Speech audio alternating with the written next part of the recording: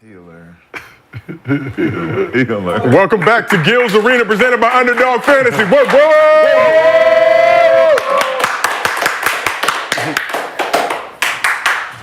Yeah. How y'all feeling? Y'all good? You good? I see the big caps are going mainstream out here in these streets.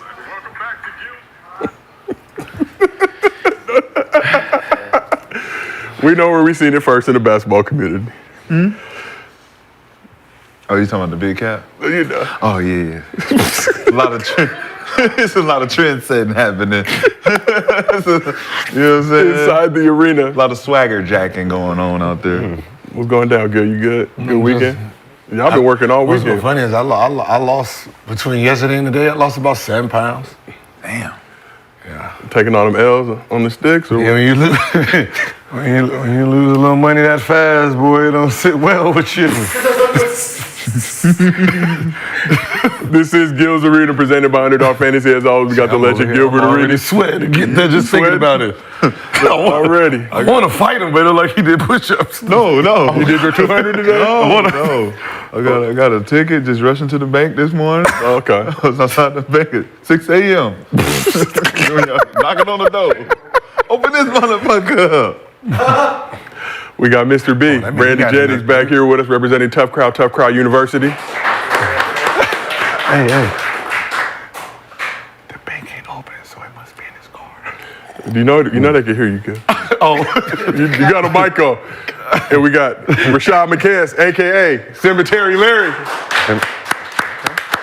back in the building with us. Whoa. Oh, okay. I wasn't going. Y'all made trophies, Battlefield Gaming, champions, everybody? Yeah. Championship Charles. Championship Charles is it? Okay. Cemetery Larry, Championship Charles. Yeah, depending on the gaming. We do the Depending on what gaming we're shit, doing. we on the podcast shit, we do it all. So for all the fans out there, we now have 2 viewing options for the show, our traditional version and a vertical mobile version for everybody watching on their phone. So pick whichever one you want to watch, or watch both at the same damn time if you got a laptop and a phone handy. We need the numbers. Let's freak this algorithm and get these views up. But here's what's cracking in the arena today. The Celtics went down to the wire to take a 3-0 lead on the Pacers, who were without Tyrese Haliburton in Game 3. But is Boston ready for their first real test in the finals? Luka and Kyrie cooked the Wolves again to take a 3-0 lead in the Western Conference Finals. But are they the most talented backcourt in NBA history? Somebody thinks so. And the Gil's Arena crew pulled up to the Fever Sparks game this weekend. What did Caitlin Clark show us in her first career win in the W? A good time had by all. Shout out to Underdog Fantasy. Broke a pretty penny, according to reports on the internet. You know, took it out of my budget, apparently. I didn't get my check yet, but it was worth it. Before we get into all that, as always, the show is brought to you by Underdog Fantasy. Do yourself a favor, download the app, use promo code GIL, and you can receive up to $250 in bonus cash and a special pick'em. So we've got Game 4 of the Eastern Conference Final tonight. Top picks below. Derek White, higher 5.5 assists. Pascal Siakam, higher 22.5 points. Andrew Nembhard came off a career-high 32-piece in Game 3, higher on 15.5 points. And Miles Turner had 22 and 10 and second double-double in the Eastern Conference Finals, higher 17.5 points. You rolling with all those, Gil? It's hard. It's hard. This could. All the games been tough, but this could be a blowout, knowing that it's. Just get it over There's with. no coming back, right? Come on, Gil. Have Some faith. of those guys they gave up. They're gonna mentally give up. That's how usually that last game is.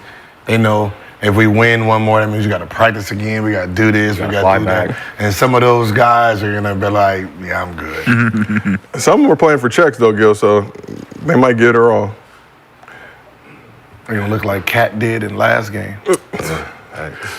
Bad kitty. Man, is that game 4? No, that's only game 3, big fella. It's not preseason. You got to take one more game now. We own you. Said it's not preseason. Preseason? Man, what you doing out here? Bad kitty. As always, we do MostlyFans at the end of every show. If you drop a good question in the chat with your Underdog Fantasy username and we use that question on the show, you get a $50 bonus to your Underdog Fantasy account. If you send us a video, mostlyfansgil@gmail.com. Keep it under 30 seconds out of respect for our producers, staff, and show. It don't have to be a basketball question, but if you are a member of the Underdog Fantasy family, you get a $100 bonus to your Underdog Fantasy account. And as always, we do this show live on YouTube for you. 4 days a week, 11:30 a.m. Pacific, 2:30 p.m. Eastern. But if for some reason you cannot watch the show live, we got audio versions available on Apple, Spotify, wherever you get your podcast from. So we're going to start this one a little different. We got some sad news to report that hits close to home for our crew. We lost a legend in the basketball world. Bill Walton passed away today, 71 years old. He'd been dealing with some health issues for a while now, asked that they remain private while he dealt with them.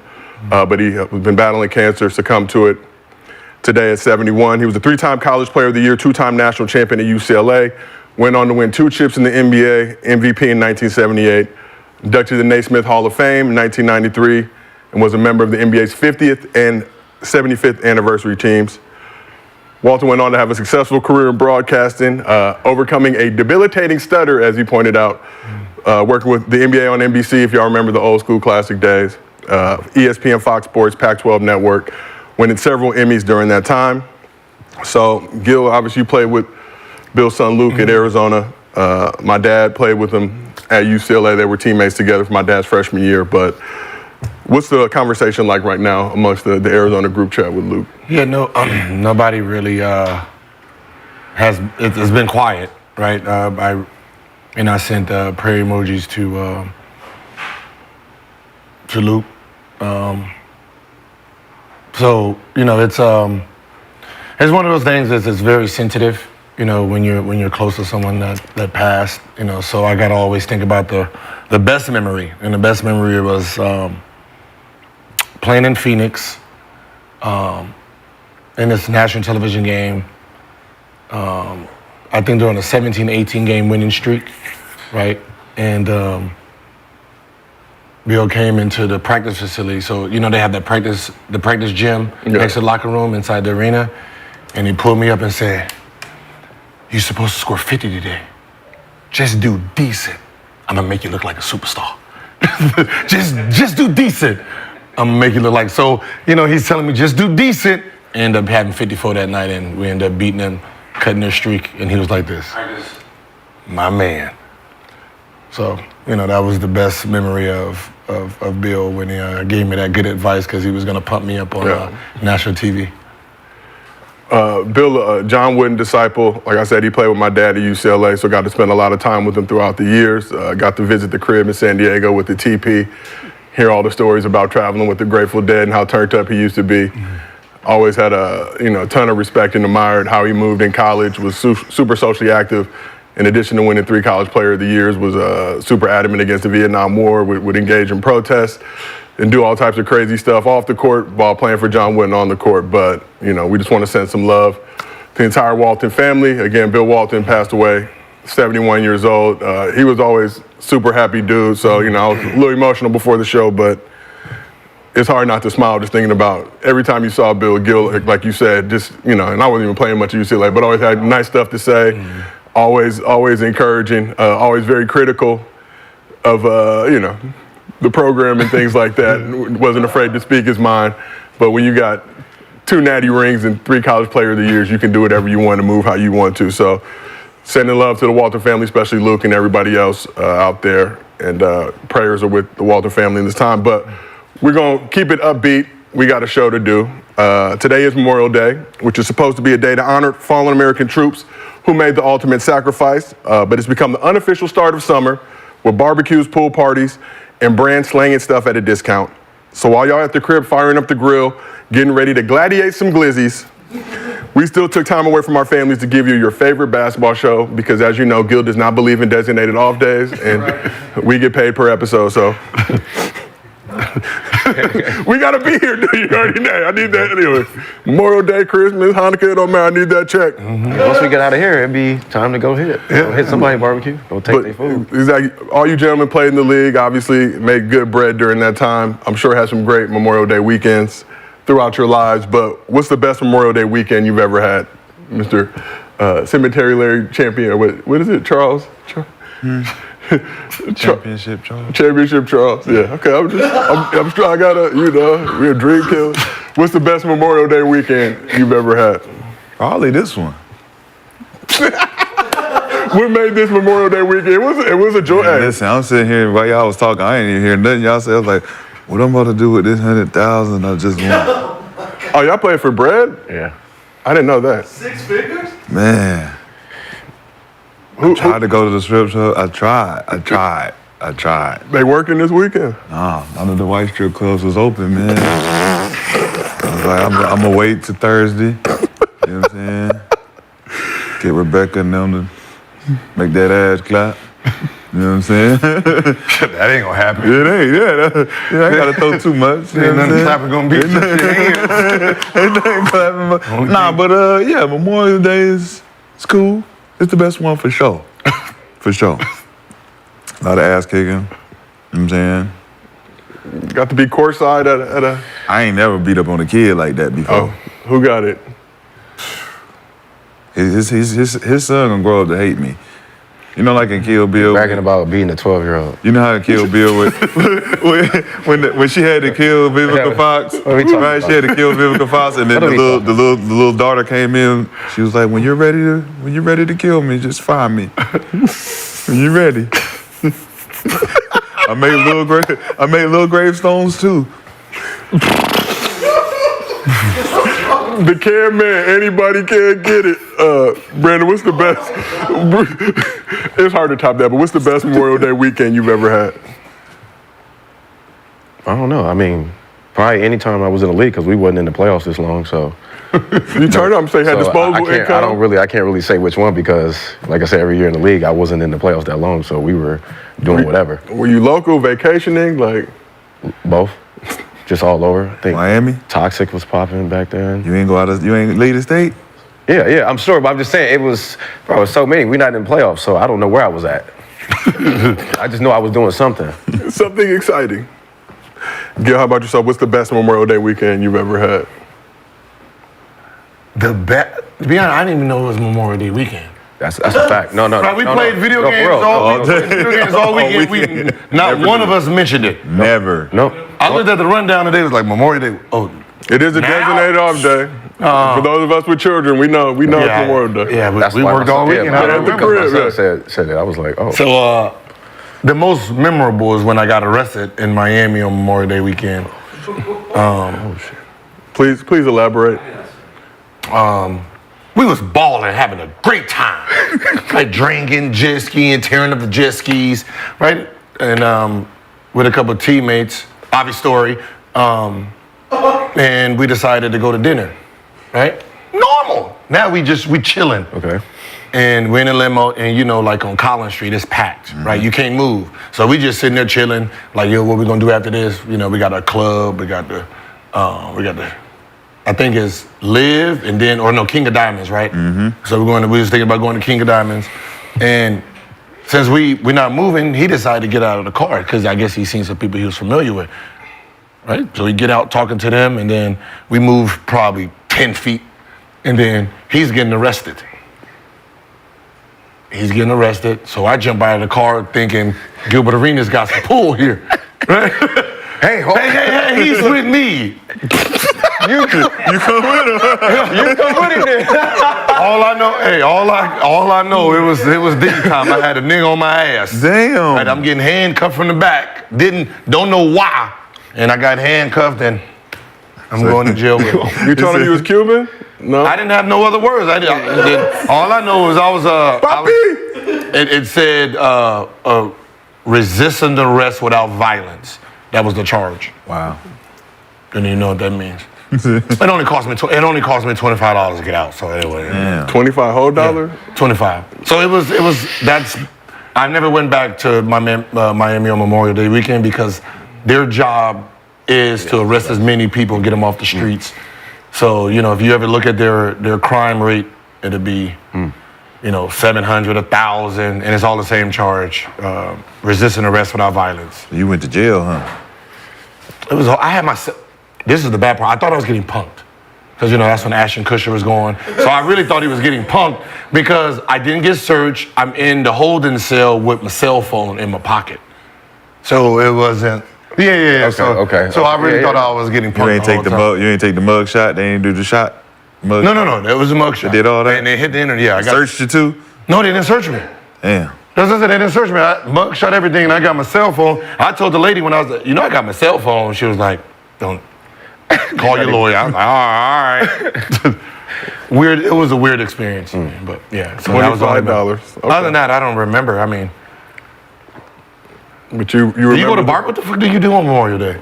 Barbecue, I guess, and just Do black people care about Memorial Day? right. Is it usually a fight going on or not? No. I just remember it being a lot of work, wherever it was. Yeah, wherever. Yeah. Yeah, just a lot of girls. Yeah, a lot of work. That's everywhere. important. A lot of homeless girls. For sure. Yeah, I don't. Yeah, that's I don't remember. Special work or Special work. okay for everybody. Definitely special work.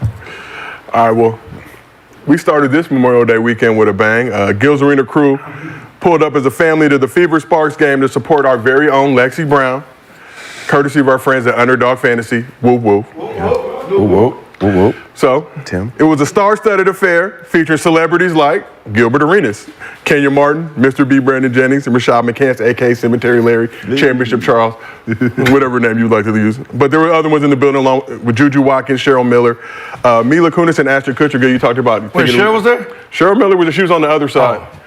I'm thinking She was on the other side. You know, Only Cheryl I know is swoops. You know what I mean? So I'm like, she was there. She say hi to us. can't say, but Cheryl Miller was there. Okay. Mila Kunis, Ashton Kutcher.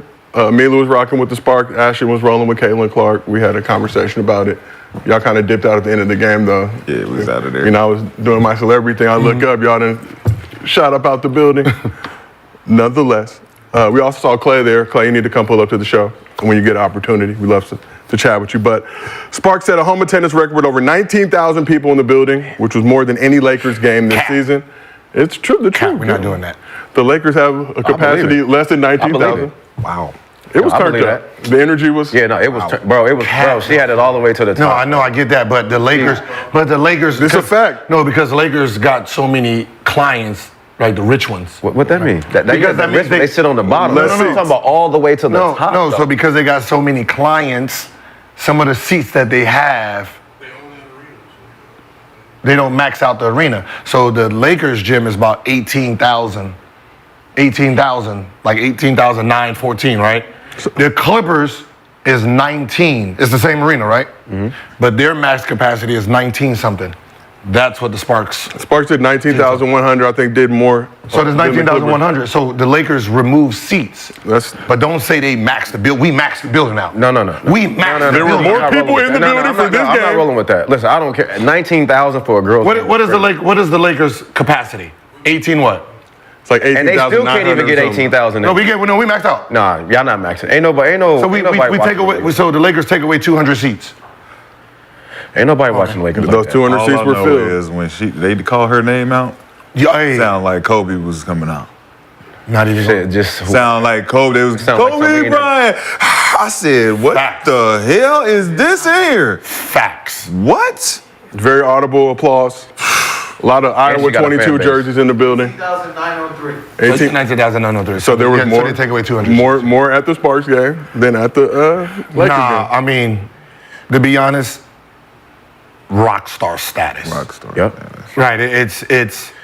I know when people get asked about her as a professional athlete, right? You can say that we're not hating on her, but while you're saying it, it sounds like you're hating on her. That's the bad part. But we get it. You don't supposed to, bend and break for who she is. It's you guys are all professionals. We get it. But it's just like when Kobe came in and Bron came in. There's just people that come in with aura you can't account for. And when they called her name, yeah. It was turned up. Like you can basically say there was 19,903 or 19,100 there for her. Yeah. Facts. And just reporting the news, but the loudest applause on the Sparks side, I feel like was for Cameron Brink when she came out. Yeah. Didn't get quite to Caitlin's level, but Of course. I mean, And you know what it is? It seems like the basketball world is really honed into 3 women right now.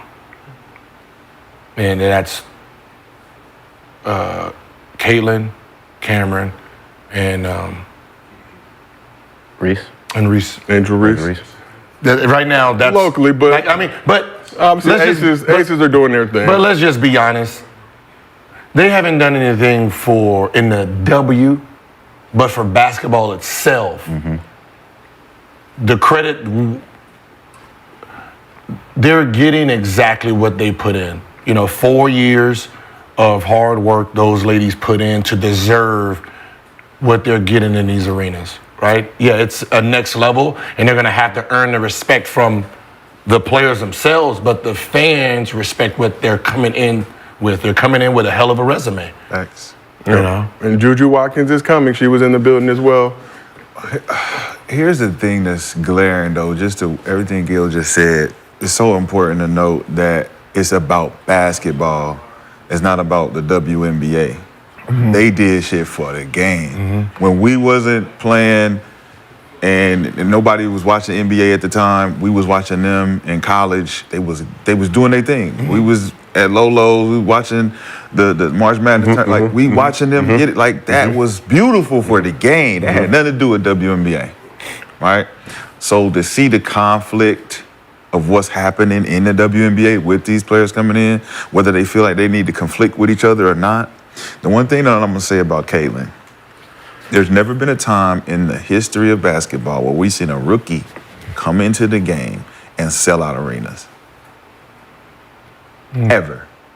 So the fact that she's breaking history on a statistic that we don't even consider, the fact that she's a rookie, she came in pre-selling out arenas, pre-selling jerseys before she touched the ball. It's like, yo, what are we talking about here? And I get it, like Angel's like, Alyssa Thomas, hard foul, she's not supposed to do this to rookies, all that shit. We came in, it's a man's league, you're not gonna get no grace. And the same thing goes with Caitlin, right? But what Charles and LeBron was talking about, like, y'all need to give her flowers for what she's done to the game. As a rookie, 19,000 coming to see you play. And then at the end of the game, her teammates went to the locker room. She stayed out. She made her round. Walked to the motherfucking middle of the court and said, like she was Tiger Woods. I mean, that's how she ended the game. Everybody got up, everybody cheered like you never heard anything. I was just like, yo, this is different. Now, it did look like, No. Like NBA, like Kobe's last game, MJ's last game. That's how it looks when she's leaving the game. It looked like it's the last game. But that makes sense because that's the last time she's gonna be out here. In LA. Right? The one and only time. So we came to support Lexi Brown and the Sparks. Unfortunately, the Sparks didn't get the dub. Caitlin Clark and the Fever got their first win of the season. Caitlin had some shooting struggles early. Came up with 2 big threes in the fourth quarter, like you guys mentioned. Had 11 points, 10 rebounds, 8 assists, while spoiling our evening. So I want to know, because I don't feel like all y'all were really loyal to the soil, rooting for the Sparks. Who in the crew betrayed Lexi and caused the Sparks to lose? Because we're all getting blamed for it. I'm not taking that blame. No, I'm not. I didn't hear y'all cheering as loud as y'all should have been. I ain't no snitch. She just gonna have to look at the tape, to see who's. I'm hearing motivational speeches at halftime for some members of the crew. I'm just. Some people dipping out early at halftime to catch a fever on the way to the locker room to give motivational speeches. Oh no, man! I just. Oh yeah, you're damn right. I was in the back telling them, give the ball to Clark, or y'all gonna be back on Spirit. Y'all gonna be back on Spirit. You better give her the ball, or y'all gonna be back on Spirit doing the stops. Brandon is the funniest motherfucker I've ever been to a game with, bro. It was hate, bro. I don't like the hate, bro. I don't like the hate. He was really coach. I don't like that. Ain't nobody come to see all that. Set the high pick and roll at the half and let her come off and get busy. Shoot the ball. Before the private plane go back, for all that stuff go back.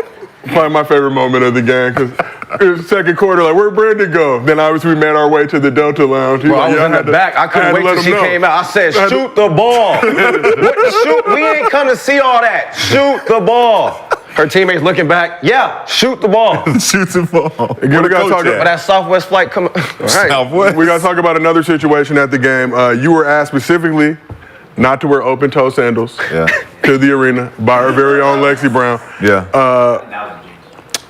You did not obey that order.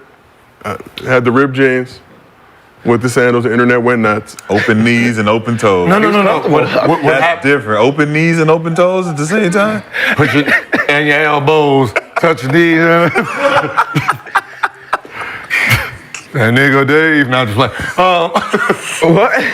You know, Drake. Oh, Hands on your knees. Make that ass. yeah. See, y'all not, see? So that's y'all problems. Y'all only listen to Kendrick. We're only listening to Kendrick. Yeah, y'all didn't listen to Drake's side. Wasn't familiar with that bar. Y'all got to listen to both.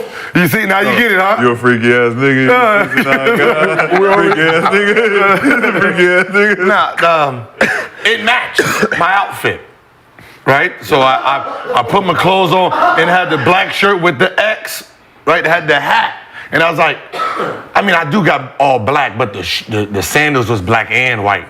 So it was more of, she probably won't notice, right? Depending on Everybody looked. depending where we sat, she probably wouldn't notice. Yeah, everybody saw your toes. Yeah, because we was on the wood.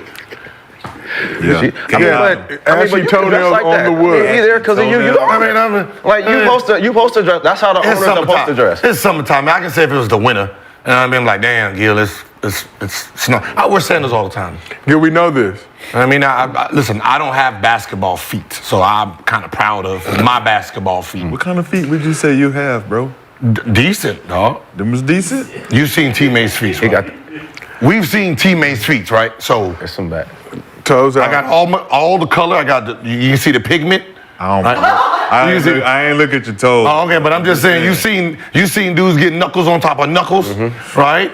You know, feet turning this way, looking like they throwing up West Side. Maybe have bunions and stuff. Yeah. You know, they got black and blue toes. Their mind is cool. My work is sending pictures of your toes, telling me to tell your mans to stop. That's when I don't know what to do. Because I'm like, what the fuck? Why you sending me his toes? Well, she's zooming in on the toes. You know this nigga. You know this See, nigga. and that's why I'm She's like, proud them of her. toes look familiar. That's why I'm proud of He said them. them toes look from. That's it. Hey, what? That's what I said, bitch. Oh, them toes? She said she know them toes. I mean, there was a time where I'm like, yo, I need to feet massage. Yeah. We also got to talk about another disappointing moment in the toes look game. familiar. In between the third and fourth quarter, Gil, the referee let you touch the ball. We thought that would bring good luck to the Sparks. It did not. I was hoping to do this. I was putting my juju on it. Come on, Lex. I was giving it to Lexi, and it seemed like Caitlin used that Gave it juju. right to you. But Gil, to your credit, you did say Caitlin, who was shooting bad early in the game, you like, she's probably going to hit a game winner. That's just the way I it's said trained. this, you know what I mean? I said this is the type of setup for, she's been playing and struggling all game. And this is the type of, because the game was kind of close, this is the type of moments where she hits threes and then the crowd forgets about the rest of the game, and that's exactly what she did. Yeah. I mean, It was set up for those type of moments. especially when she. With his argument is, that Caitlin needs the ball. Yeah. Right. They need to run the offense through her, and to combat that is you're right, but it is a flaw in the W where they don't have enough time from when a girl got out of college to the draft to the season start. There's only a 2-week period, right? So how well are you knowing your teammates in 2 weeks? So to be honest, whatever offense they have, it's the offense from last year. She's just a new body into it. So they're gonna have to, it's gonna probably take the whole year plus getting people that play with her. See, she's playing with them and they don't know each other right now. Right. Like she's passing the ball, they don't even know this ball is coming half the time. I know, so that's what I'm saying. So how good was this team last year? Because they Trash. Worse than the league. Okay, so if they're I mean, Man, this coach don't know Caitlin Clark. okay, He so, don't know her. okay, so why are you drafting her then? I know Caitlin Clark. No, Like, just what I'm set the high pick and roll and everybody move. No. Move. Like, move But around. that's what I'm saying. But what I'm saying is, this team has been together for let's say a year. She's the new piece, and they don't have them like the NBA a month. They don't have a month to try to figure out, okay, you like this play, you like this play. Think about the beginning of the season for a new person. New plays need to be put in for this. It's 2 weeks. It's just training camp. Yeah, you cap. You go into 24 hour, right? Yeah. We don't got a whole motherfucking month to figure out that Gilbert Arenas is on the court and all you 4 other niggas out here about to screen for him to get the ball so he can score. He's a guy. Gil out here with 4 other niggas that come here every fucking Friday. I will give you this though. Those role players that she had was hooping. The one girl, number zero, Chelsea the Mitchell lefty. was balling. No, she's good, Like she was hooping. See, you gotta remember the ball. She's a beast, though. The ball was in her hand last year, so they're used to her as the point. You see the passes she make, she's a scorer. So Caitlin rolling and passing, those girls ain't ready for her. So they just don't know each other.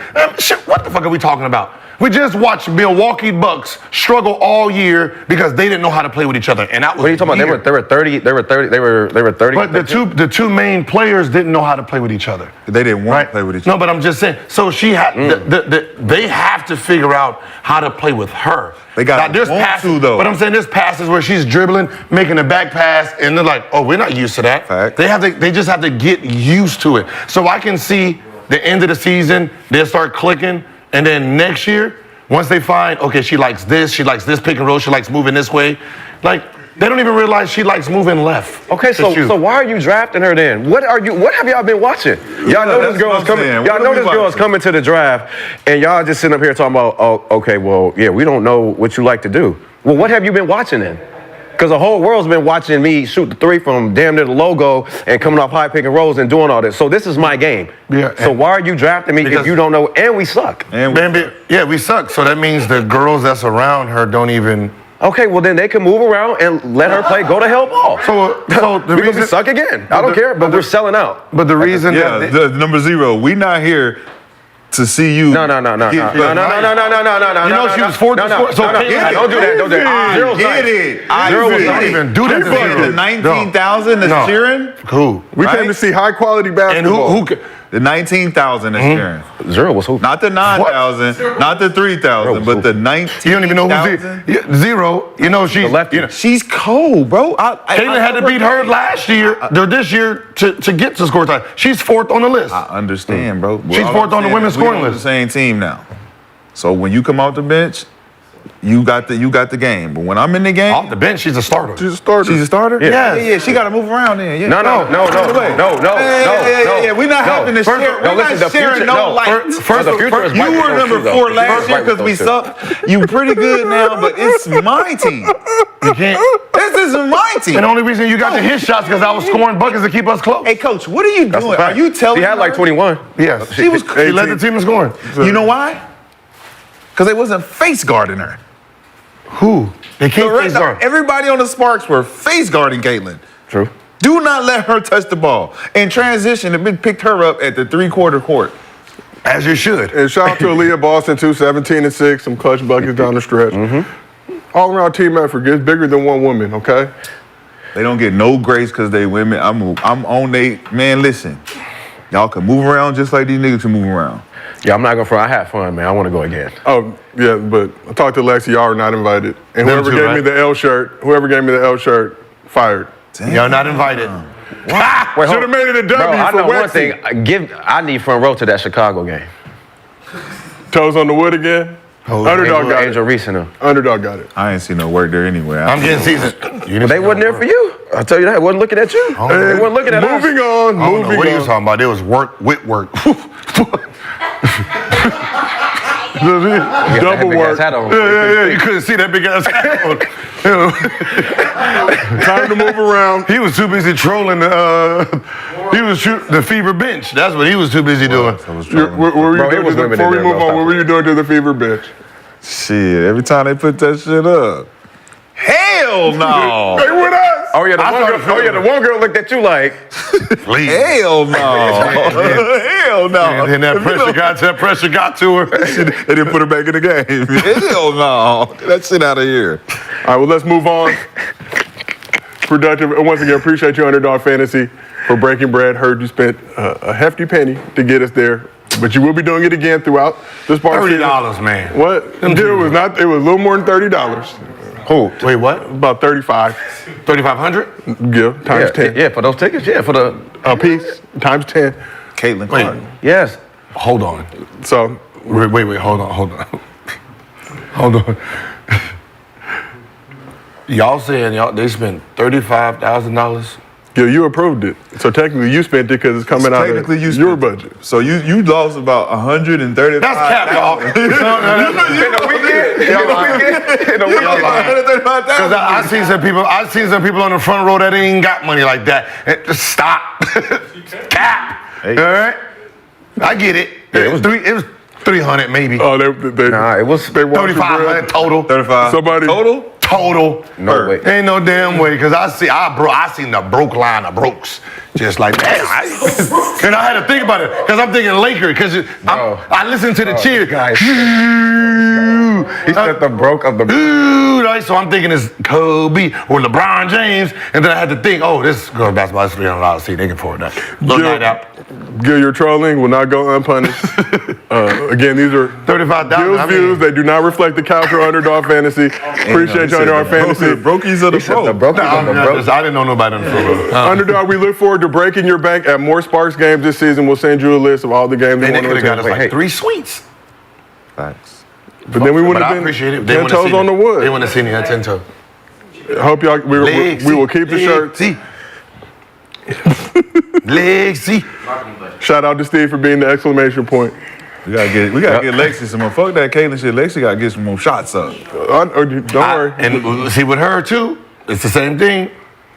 She's new into this situation, right? So they got to figure out. I just don't like the idea that they don't have enough time to gel from. I agree with that. From training camp to the season. Like, you're getting these new pieces, like, new roles. It's just hard. Like, if you started training camp, if you started the NBA October 14th, October 10th, man. He's still fighting for positions. Well, we basketball Or at least in players. June, they should start. Huh? What you think, June? They should start WNBA season? I think it should be fair enough to have, like, once you committed to the team. No. Remember, they're still making, think about when we make cuts. I thought about it. When we make cuts, we still got damn near half training camp to go before we start a regular game. They making cuts the night before the first game. Yeah. I get it. Yeah. So that means, think about how much did you play if I'm still trying to see what girls we gonna cut? None of that had to do with anything when you passing somebody the ball and they need to catch it and finish it. If I don't know you, I don't need a month for you to catch the ball and lay it up. Like, we basketball players. I pass you the ball, catch it, lay it up. This is a professional level. What are you doing? This is the Like, if I'm passing you the ball on she's spoon feeding these girls. No, and she was spoon feeding. Here you go, take that, eat it. the facts. You drop it But on the floor. But you know what though? They could be a little nervous because this is different. Like, they could be, this is a different crowd. Like, every night, they're not used to that. They went from terrible to every night. Let's see what y'all got. I don't think they should be deferring. So some people, Listen, Jokic played 80 games his rookie year, started 55 of them. He averaged 2.4 assists. The great Jokic, the great passer that we see, his passing didn't change, right? They adapted to his skill. They started probably catching passes. He started doing passes. Changed the offense. No. It was a 2-forward offense. Remember, Nurkic was there. They played 2 big forwards. They changed their whole offense. They got rid of Nurkic and they made it just. So that's what I'm saying. So it takes time. It's going to take time for them to adapt to what she's great at. They didn't know Nurkic was good, though. They didn't know Jokic was that good to even change the offense for him. Think about it. If Jokic came in like Caitlin Clark, there ain't no Nurkic there. There ain't none of that. Now think about it. We're talking about catch the ball. Mm-hmm. They didn't even know she was a great passer like this. Come on, they ain't watching Hey, basketball. that one full court joint. But as I said, you don't know When she that can Steve pass the ball party- like this. So that's what I'm saying. It takes time to adapt, and I don't think none of them. Yeah. Like, even with Lexi, like you can see, like, she's passing and cutting. They don't see that she's doing that. Yeah. Right, just like with Steph. It takes time to go. Yeah. But if you a student of the game, They're not students of the game. You can know who plays. Most of them girls that watch this girl in basketball, and most of her teammates played 4 years. They know what she wants to do. That's hating shit. If you ain't watching Caitlin Clark, dime them girls at Iowa, full court pass, spoon feeding all them girls. Kate Martin. Kate Martin is Kate Martin right now for the Aces because of Caitlin Clark. Angel Reese, no matter how much she can say it, she's good, but she don't get the attention that she gets without Caitlin Clark.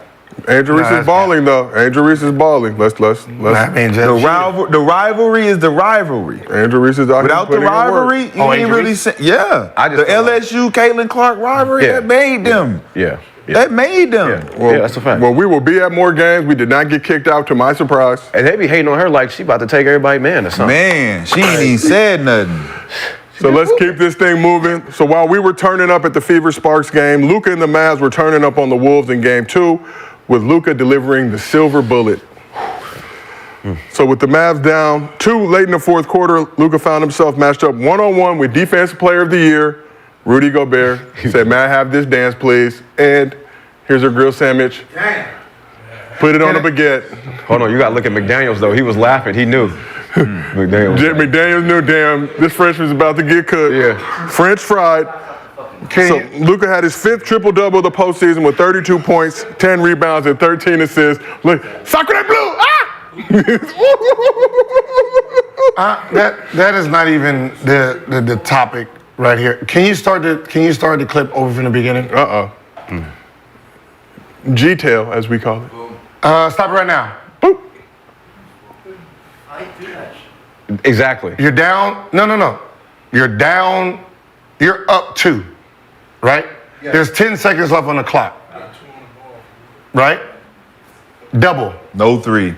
Double. Double and no 3. Make him pass it lively. Double. This is a double because you're forcing him to go faster than they want to, right? They don't want to, even if they score with 10 seconds, 9 seconds left on the clock, you got 8, 9 seconds to finish the game.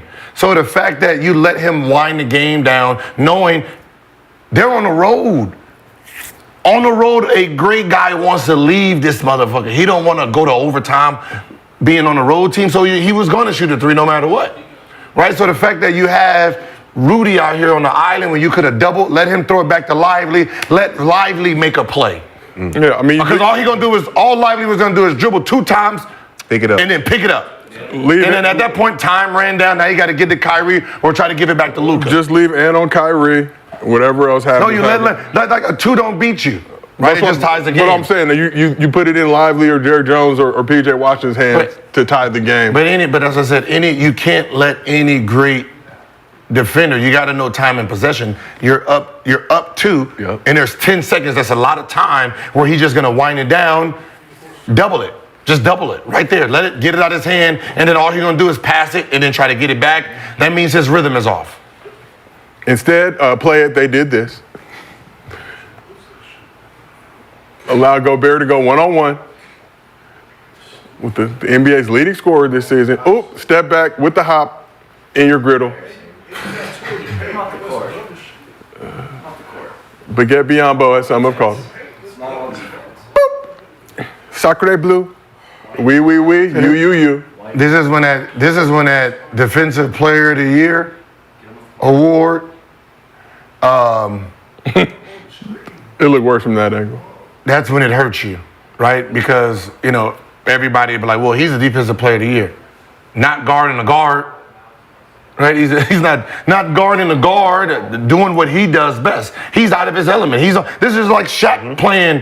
This is like Shaq being on the island by himself. You're going to get his ass murked up. Kimbe Mutombo. Yeah, you're going to get murked. Bro. This ain't your element. He ain't posting you up. So that's when you're like, oh, Rudy got it. You're stupid if you think Rudy was going to stop him or Kyrie or anybody. This is not your field. I hate when people say, well, that's a Defensive Player of the Year. And? He's a Defensive Player of the Year, blocking shots, rebounding, boxing out, motherfucker. They ain't got nothing to do with these step backs somebody give your ass. That's when arrogance kicks in. Arrogant as a coach, arrogant as a team. Now, if this was Ant-Man or one of the guards that play defense, this is their element. And you're fine with that one-on-one matchup in that case? Yes. McDaniels, Ant-Man. Why do you think he set the pick? To get him off of him. Who got the number? Who got game 1 game winner? Luka. Who was guarding him? Same person. McDaniels. Oh, McDaniels. Dotted. So the ants turn now? See, that's the thing with casuals. It's not they get in the comments. They want to have a conversation because they can't sit down on the couch, right? So they watch us. They watch all these other programs. They want to be a part of the conversation, but they don't understand. Even as disappointing as Draymond makes it out to be when he talk about Rudy, it's like if you put Draymond in that situation, he gets dotted too. Dotted too. Everybody gets dotted in that situation when you're not guarding a guy that you're used to guarding. Like that, he's elite. If you look at the move, tween, left, between the legs, hard, nigga, one dribble right, step back. If you're really guarding that as a guard, you have to guard all of that. Tween, left, come back right. That's Kyrie shit. Paulo. That's all God shit. Yeah. That's tween, step back. Yeah. So and then he hit you with the fade? Come on, man. Yeah. You can't But the guard thing is, it ain't just his fault. Everybody Put getting that cooked. Cat, all of them. They all getting cooked. All of them. So all that trying to put it on Rudy, it ain't just him. All y'all getting cooked. Period. And I think the coach panicked. Who? Because like you said, the double was supposed to happen. When we looking at the time, when they inbound the ball, like, we got to double that. His players. It's Right away, right? Right away. It's player awareness. Double that. They young, though. His player awareness. Like that's the him and Kyrie is the one dude you don't want the ball with at the end of the game. Right. That's like Michael Jordan do a pick and roll with Luke Longley and then you switch it. How stupid are you? Oh, my gosh. Right? You better double that shit. Let him pass it to Luke Longley. Luke Longley, this is about to be the first attempt of a game winner you ever gonna have. And Luke Longley dotting that shit, Man, Gil. he ain't shooting no three. He ain't shooting no three. Now, I want everybody, I've always said, stop paying attention to the height on fucking NBA references because it's stupid, right? And I kept saying, Luka is all of 6'9 and a half, 6'10, and you fuckers keep telling me he's smaller. How small does the motherfucker look today when he's standing next to someone who's listed as 6'11"? So when no one can block his fucking shots, even 7-footers, because he's just as big. Gil, is this just the angle, though? Yeah, it is just the Okay, angle I'm just that these motherfuckers is looking eye to eye. Because there was multiple angles of this shot, and they don't all look like this. I'm just pointing out, just doing my hosting duty. Face to face. So basically, Luka looking at the bigs eye to eye. These guys are just as, why you think when he goes to do a pull-up in the runner, he can't get blocked? But that's what I'm saying. So when people Man, are like, never stop. but when he shot over, who did he shot over game one? McDaniels. How tall is McDaniels? 6 what? 6'6". Easy work. He's a little dude to him. Yep.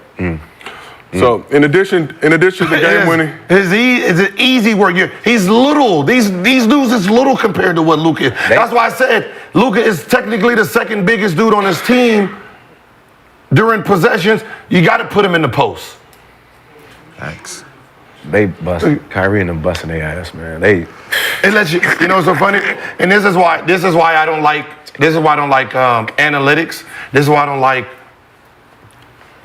like big time media looking at numbers, coining people and coining things. Best defensive team, best defense. You're letting two dudes. You're letting two people. Run it, Paolo. You're letting two people kill your whole defense. You don't know if they're not looking at each other. This ain't the same picture, but nice try though. The same picture, remember the other one, they were looking at each other. Different angle. They were looking at each other. So it's not a different angle, but nice try though. There's a brutal photo. He was looking at each other. So you're letting two dudes, just two, pick away this whole deep. This is the #1 defensive team in the NBA coined by everyone. And you're letting only two dudes pick apart it. Which, That's fair. So we got to show the aftermath of that play, Euro on Euro crime. Let's show the video of what Luka said to Gobert, justifiably so. So after he gave him the grill sandwich, Luka told Gobert, MF, you can't effing guard me. And then after Nas Reed missed the potential game-winning three, his time expired, he told Wolves fans, go home, B-word. Nas, now, hey, do y'all have that play? The last play, Ant-Man? We don't have it currently. We can get it for you if you want. This is Gil's Arena presented by Underdog Fantasy. Whoop, whoop. I got to pose a conversational piece, right? I believe that playoff basketball is about matchups. So everything you just said about letting two guys dice up the best defensive team in the NBA is valid, right? Because you're like, how? it's the perfect matchup for Kyrie and Luka because we got, as you know, we love defenders. When you love a defender, you know they're gonna be out there playing defense, so you really get to go to your offense. You get to go to your counters, you get to get fouls because they trying to stop you at all costs all the time, right? So you see Kyrie and Luka slow the game down in the second half. They see the adjustments, they see the strategy, they slow it down, they get to their spots, they know you can't double from there, you can't double from here. I got all my options, right? I asked the question and I said this. If the Denver Nuggets were to play against the Mavericks, who would win that series? Denver Nuggets. Right? Easily, right? So why is it that the Dallas Mavericks are up 3-0 against the Timberwolves who beat the Nuggets in 7 and then beat them by 45 points? Game 6 to lead to that game 7. Will we ever see, did we see this, did we see this coming for real, for real? If we can say that the Nuggets would have got rid of the Mavs easily because there's a matchup problem there, right? But now we look at the team that beat the Nuggets handily, but in 7. In 7 games. Playing against a team that we would think, oh, they should handle them because they handled them. But now we see the matchup is different, and it's like, they're about to sweep these. The guard play. It's the guard. Our guards. They about to sweep them. But that it's not the guards, right? And the reason I say it's not the guard play is, and you remember I said it early, every round is not your round. Yep. Right? Every round is not your round. Right? The point of the playoffs is to try to get out of the round. So if you have to be a decoy, be a decoy. Right? What we seen last round by Kyrie, decoying. Yeah. Right? This round, aggressive. Yep.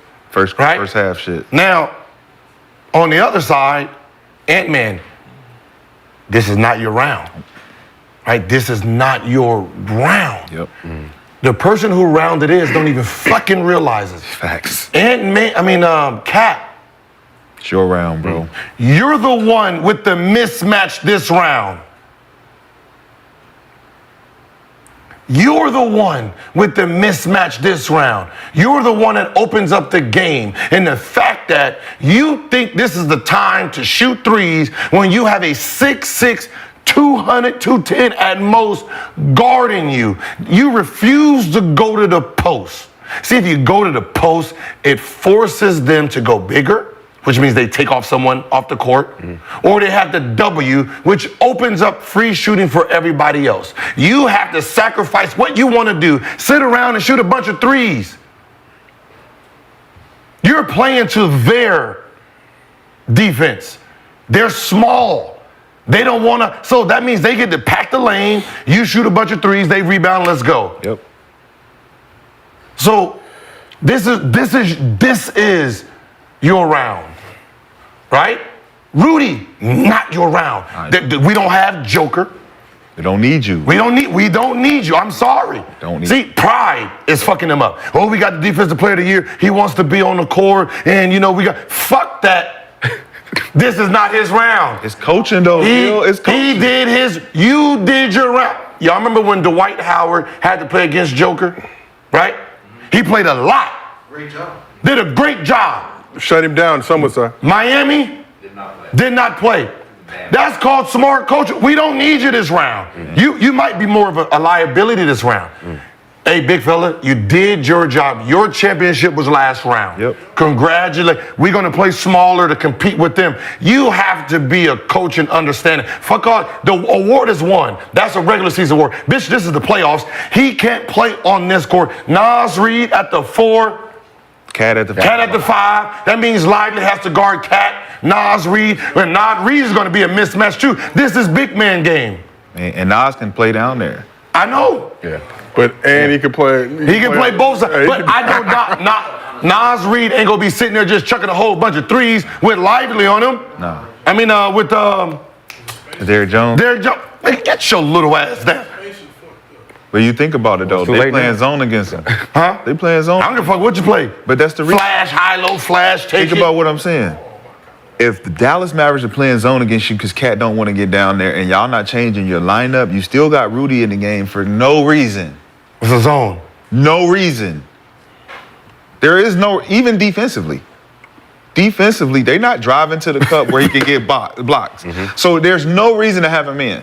But like you said, the pride, I don't think it's Rudy's pride. I think it's the coaching saying we're not going to change what we do for them. But you're down 0-3, and Ant-Man is taking all the responsibility, like you said, to not change his game. He said in the press conference before Game 3, I'm going to be ultra aggressive. Yeah, we know. Like, damn, bro, you already made your mind up before even seeing the scheme. And is that something you need to tell the media at that point? No. Just do it. No. I'm going to take a bunch of shots this game. Why? Like, But it's not even about doing it more than you got to watch the fucking tape. You being ultra aggressive is not helping when they're playing zone. Yep. You're just taking more shots just for the fucking health of your motherfucking mind. You don't need to do that. You need to read and react. Yeah. You need to see it. What are we doing that's messing up? Oh, we're not taking advantage of mismatches. As I said, Gil, you wanted to see the last play Yeah. of Game 2, right? With Nas Reed, we're taking the three. So we've got that queued up for you. So here's the last play of the game. 3 seconds left. Ant finds Nas. 1 point game. 1 point game, y'all go for the 3. No foul, no drives. Thoughts on that last play? How much time? go back. 4 seconds, 3 seconds. Elaborate, don't play it. Right here, boom. Why is Rudy in the game? I'm gonna be honest with you. Why is Rudy Gobert but listen, if in the Rudy, game? Listen, Rudy got to. If he go up and go, he could throw. Well, I don't know if he could throw that loud, but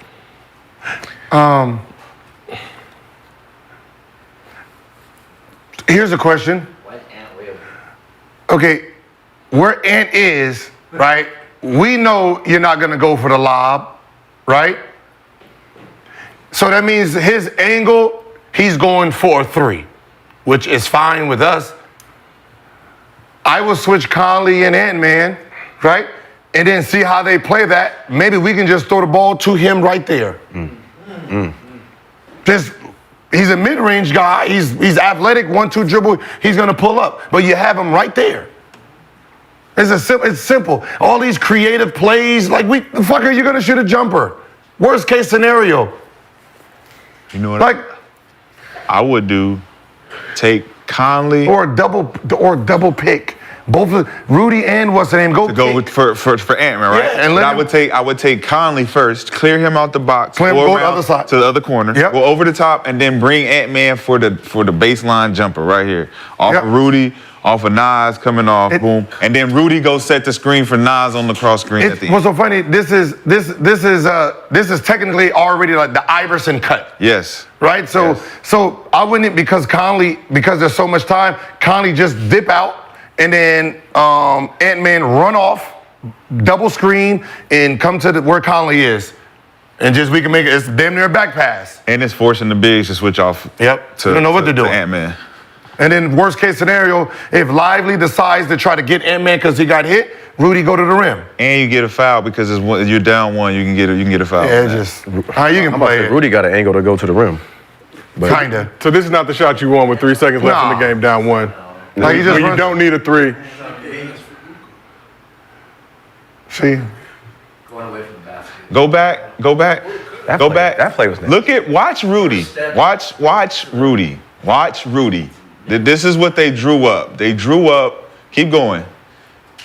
All the way to the beginning. Nas Reed back door, like it's just all All the way to the beginning. like it's. Go back to the beginning, bro. There's Rashad. nowhere to go. There's nowhere to go.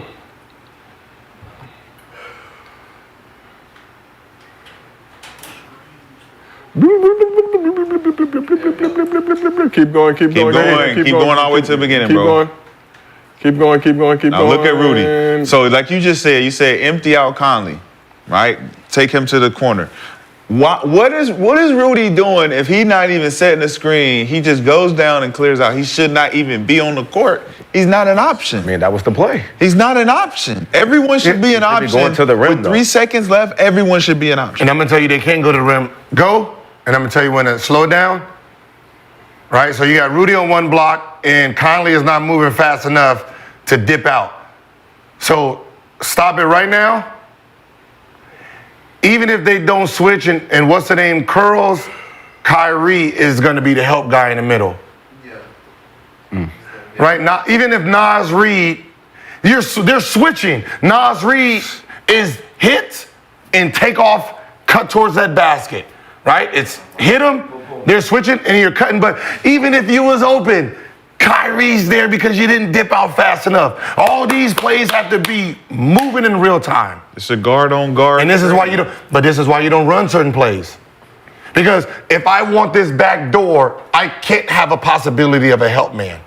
Right. So I would have never had Conley go to the corner. Yes. I would have had Conley try to do an up screen for Rudy. Yep. Fake up screen. It's just a decoy up screen and hopefully get a back door because I know they're gonna switch. So it's a phantom pick, Nas Reed to the basket. Look at him. Look at him. He's switched. That means if Nas cut, who has the help if Conley's not there? 2 points. What you can see here is that Finch is not an offensive guy.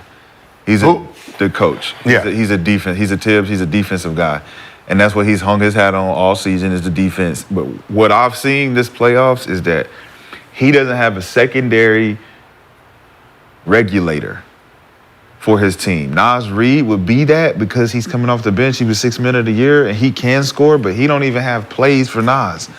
Like, Cat is supposed to be your second guy, and he only comes in the game to shoot pick and pop threes, wide open, whatever. Like, he don't have we're going to cross screen on the block for Cat to get the ball in the block for a little jump hook. We're going to isolate him on the wing where he can do his own little, like, none of that happens, bro. They can't beat this team with that. They're not going to beat Boston. Like, they don't have a chance of beating Boston with that.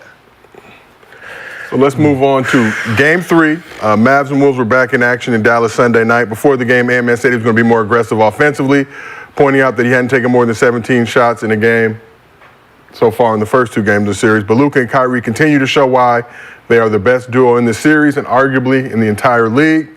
So Mavs led by as much as 12 in the first half and were up by as much as 10 in the third quarter when Ant and the Wolves made things interesting. So Ant scored 10 of his 26 points in the third, including a vicious dunk that we will get to shortly, or not. Vicious dunk on Daniel Gafford, helping the Wolves take their first lead since the first quarter, but the Mavs tied it up heading into the final period. In the fourth, Luka and Kyrie took over the game yet again. Kyrie scored 14 of his 33 points in the final period, and Luka and Kyrie combined to outscore the Wolves 21-20 in the fourth quarter. Mavs went on a 14-3 run in the last 5 minutes of the game and were 5 for 5 from the field. The Wolves were 1 for 8 and 0 for 4 from 3 in that same time frame. And you see, right in the kiddies' grill. Obviously with the Mavs up 6. Look at that, man. Daniel Gafford put the exclamation point on the game, catching a lob from Luka, dunking on Gobert for the and one. Okay, you ain't jumping. 30 playoffs. What I'm saying, you ain't just like, why are you not jumping? 30. No, I mean, well, Wemby's jumping at that. Dikembe Mutombo's jumping at that. Anthony Davis is jumping at that. Dwight Howard. So, I mean, because it's up there, right? I mean, just your presence alone. Like guys who ain't scared to get dunked on. You throwing the lob, like, you know it's a lob. You know it's not a shot. So you're going to go up there and challenge it anyway. Maybe you tip it. Maybe it might be too much, but the fact that you're just turning around trying to figure out where the foul is, and worst case scenario, right? Mavs have 5 times as many lobs as any other team in the playoffs, so you know that's what they're doing. That's what they're going to. Now, if that was Cat and Cat didn't jump, makes sense. He's not a shot blocker. He's not tall enough to get up there. But, you know, you're thinking a big guy, you're going to go up there and try to, like it's coming at me, like you're going to try to do something. It's tough. Yeah. So out of position. As you think about the players, why they have that play? Because it's Luka on the weak side with Kyrie on the backside. Ant-Man can't help down, and you can't help up. No, not Ant-Man. We're talking about Rudy. No, I know. That's what I'm saying. So Rudy, like, he has to make a decision whether he helps up or stays back. If he stays back and tries to jump for it, he's still out of position. But he didn't. But I'm saying he didn't step up anyway. No, because he was falling down. He's like, I don't need to step up, but like you're saying, for him to jump and try to contest it, it's still you lose. He gonna dunk on that ass. I'd rather do that. But listen, he might get fouled 2 free throws instead of an and one. Something though. You gotta try it. You gotta do something you can do. But they haven't missed on that play at all. They're 100%. They're 100% on that play. It's and one. I just go up there and try to get the ball. Like shit. So Luka finished with 33.7 rebounds, 5 assists, and 5 steals. Joins Chris Middleton as the only players in NBA history with 30 points, 5 rebounds, 5 assists, 5 steals, and 5 threes in a playoff game. Can't refute that stat, Gil. It's been verified. Kyrie had 33 and 4 assists. He was 12 for 20 from the field, 3 for 6 from 3. PJ Washington had 16 points, 8 boards. Ant-Man led the Wolves with 26 points, 9 rebounds, 9 assists. Took 24 shots in the game, made 11 of them, but he only scored 4 points in the fourth quarter. Mike Conley had 16, Jaden McDaniels added 15. Cat had 14 points and 11 rebounds, but was 5 for 18 from the field, 0 for 8 from 3. Naz Reid had 14 points off the bench. Kyle Anderson added 10. Mavs have now won 5 straight games, went away from reaching the finals for the first time since 2011. The Wolves on the other side started the playoffs 6-0, are 2-6 since. Thoughts on Game 3 of the Western Conference Finals? Yo, that PJ Washington kid is all right. Yo, is he paid already? I know he signed a contract a couple years ago. Yeah, he's gonna get paid. He might be coming up soon, but I mean, this is. I mean, Cat got to look himself in the mirror. You're posting up Kyrie turnover. You're posting up PJ Washington. You can't score turnover. Like, how the fuck are you really doing out there? Like, I'm sorry. Like, I get 3-point shooting is good, but not fucking every game, man. Yeah. Not every game, dog. Like that shit ain't cute. 0 for 4. Get some fucking layups. Get some free throws. See the shit go in. Right? You look stupid out there. Like, you know what I mean? It's like a dude like who's forcefully trying to get fouls because he got fouls last game. Then he's out there foul seeking, look stupid on layups. Right? That you look stupid now. Right? You have little guys on you and you can't properly post the fuck up. That's embarrassing. While Kyrie is posting up your best defender. Pick and roll, oh, you don't want to help? All right, fucking backing him up at the free throw line, fucking doing fadeaways on him. And he's doing fadeaways against your big dudes, and you can't fade away against him. You can't even get the fucking ball against him. Let me ask a question. You ain't ate all day. Well, You hungry, natural. right? That's fair. You hungry. That's fair. You see a little smorgasbord of food when you hungry. A little what? When you hungry, right? You like, man, I'm hungry as hell. I can't wait to. It looks like Cat doesn't have any hunger, but he ain't ate all day. Luka, what Luka look like? Luka looked like he can't wait to eat. He does look like right? I'm hungry. Pale Garfield. But he look like he been eating already, right? He been eating, but he's still hungry. I'm still hungry. See, I thought you was gonna use it a different way. I thought you was gonna say, it looked like he ain't been eating. No. So when you see some food, you just take it in. And it looks like, when you ain't got the ball for 5 straight minutes, as soon as you touch it, he's gonna chuck it. That's what I thought he was He's going hungry. Like when I get the ball, I'm gonna make sure I finish my food. Who? Well, Luka. it is Memorial Day weekend, so. Right? So Cat looked like he can show up, put the food on his plate and throw it away. Not even eat it, Rashad? Not even eat it. He not hungry. But He not hungry. You just wasted. You don't just make the play. wasting food. Don't make the play. That's what Cat doing. He's wasting food. Luka and Kyrie out there like, hey man, you see all this fucking food out here? You see all this fucking food? Man, I'm starving. Kyrie's so hungry that he like, yo, I can't wait to get back to the motherfucking chip so I can try to get this food that they took away from me. I was so hungry. I'm Ramadan. Bro, he Ramadan. Ramadan Kyrie is a thing. And you know what else? Shit, they owe him an apology too, a lot of people. Huh? A lot of people owe him an apology for that. But the Wolves got there and they like, man, we ain't really hungry like that. That's why not Memorial Day weekend. You got to make. That's why it's important. No and I've swine. always said it's important to have different packages in your game. Yep. right? You know, some of these guys, they're going against someone who has their package down. You got to mix it up. And what they're seeing on the other side, you got two dudes who's giving you all of their package. Step back threes, mid-range, post up, floater. They're giving you everything in this series. Different game. These two look different every game. Facts. We seeing something new. Kyrie and Luka is looking different every game. They take this away, they're doing something different. They take these two things away, they're killing you this to make you give them back that. Like, oh shit, he's doing a step back. All right, we're gonna tip. All right, I'm gonna hit you with the mid-range. All right, fuck that, we don't like that. All right, that's what they're doing to you. They're giving you, Cat, we know what you chuck three. That's it. Chuck three, step back. We know what you want to do. Right? We know even if you miss 4, you're going to do 4 more. Yep. Even if you make 4, motherfucker, we ain't going to take it away because we know you're going to give us 4 more. Yep. You're going to be happy with that, so we're not going to take it away from you because you're going to try to get back to it anyway. You looked at Steph Curry and thought Steph Curry was a 3-point shooter. Steph Curry was a puppet master. Right? Handle. Ha! He got this first. Floater, layup package, mid-range. Hit you with a floater, now you're like, oh shit. Hit you with the 3, now you're like, oh shit. Hit you with the hezzy. Like, to get his 3 off, he had to have the other 2. Yep. When he started throwing layups in and started doing this is layup package. So he has to open up his game, giving you the other 2 so he can get the 3. He needs to get the 3, so he has to have a nice handle. If he doesn't have a nice handle, he's not gonna, the illusion. You guys don't have no illusion to your game. We know what you're gonna do. So Cat, only 1 turnover in this series, but as a wise man once told me, bad threes are turnovers. Yeah, I mean, bad possessions, bad shots. Hey, yo, so how good of a coach is J. Kidd? With what he's done, what he's done this year, and what he's had. You're talking about a team that was 11th last year, finished 5th in the West this year, now a game away from making the finals. Obviously, that trade, those trades before the deadline. It says a lot.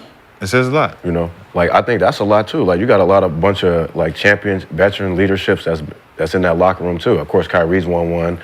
I know they got Tyson Chandler on the coaching staff. Jake. They got a great staff unit. And it's showing in full time, right? Most of us, we looked at the talent on the roster and said, yeah, they're not good enough. Yeah, I want to apologize for that too. Not realizing how brilliant. We all got to apologize. Based on how they finished last season, coming in with the squad, but after the deadline, one of the best defensive teams in the league, went on a big run. No, I think the apology just needs to be towards Kyrie, and that's Kyrie specifically at ESPN and TNT. Well, my apology is knocking them for the defensive side early on because they were still trying to figure out rotations. And I think the development of Jones and then PJ getting there and being able to take Josh Green out the lineup, because he really wasn't, I'm thinking Josh Green, Derrick Jones, that ain't enough. Then Tim Hardaway, somehow he got hurt and then he's out of the lineup. I thought he was a great piece that would, take them over. But then I'm just like, they don't play no defense. Between Josh Green and it's just not enough out there. But like you say, J. Kidd being able to segment how the league is working and say, we don't really need to play individual defense, we need to play team defense. And we can segment that. The offense side gonna kill it because I was concerned about how Luka and Kyrie would play together offensively because they wasn't clicking. No, that's what I said. Last year, they were clicking. They just didn't know who was going to hit the game winner. But together, they were clicking. It was the rest of the team that didn't know how to play with them. And that took a year, and now we see where they are. You got to give Kyrie and Luka love for the defensive side, too. I know you're saying it's a team defensive effort, but the energy is there, I feel like, from both of them, especially Luka. But that's been a big knock on his game. Well, think about it. This is what I said about the Ant-Man comment. You guys are not being challenged against offensively gifted guys. So I can't say that their effort is going to be commendable to me because they're playing against guys who are limited. Like McDaniels and number 9, Alexander. Walker. Like they're guarding guys who have to pass the Ant-Man, right? And then Ant-Man is being doubled. He got a wall against him, so it's like I'm the wall. I'm part of the wall. You're part of the wall. Like if we was to see like against the Clippers, they had to change their defense because they got juggernauts coming at them. So it's like we can't play one-on-one defense against these guys. So I think that's J. Kidd's testament of being a great coach is saying I'm not going to put these guys in this type of position where they have to go one-on-one against anybody. We have to help them at all costs, save their energy.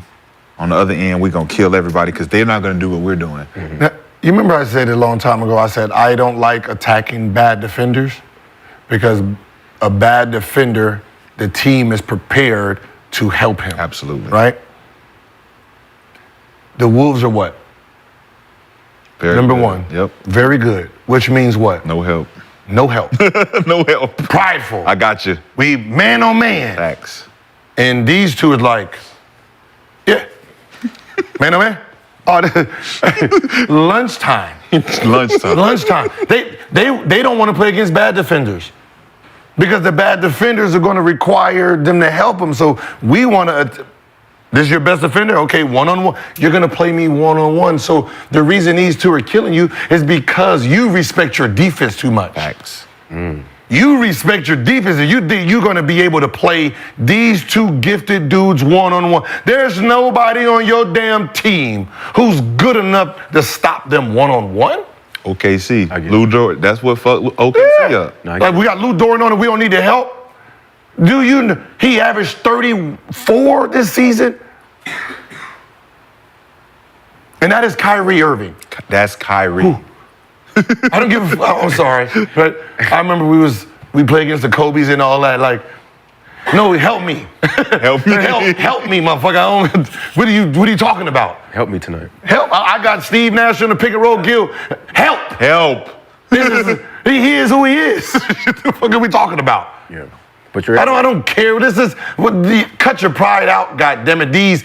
They are who they are for a reason. That means every night, one-on-one, there's not 29 teams a defender that can guard them one-on-one. Ever. I don't give a fuck what your team defense says, because I know individually, not one of them made the all-team defense as a guard position. So they're a guard. Hey, coach. You said, man on man. Hey, did you see the list? It was a second team defensive list. I wasn't on it, so therefore, motherfucker, help. Help. As a group, we number one. As an individual, I'm ranked probably 29. Help. So, Luka and Kyrie, first starting backcourt to each score 30-plus points 3 times in a playoff run in the last 50 years. So during Game 2 and Game 3, Stan Van Gundy called Kyrie and Luka the most talented backcourt in the history of the NBA. Is that facts or cap? Most talented? Most talented backcourt in the history of the NBA. Talent, just their natural talent. Okay. And at one point, he said offensively, but then he dropped offensively and just said most talented. So That could be the same thing. I mean, it's the same.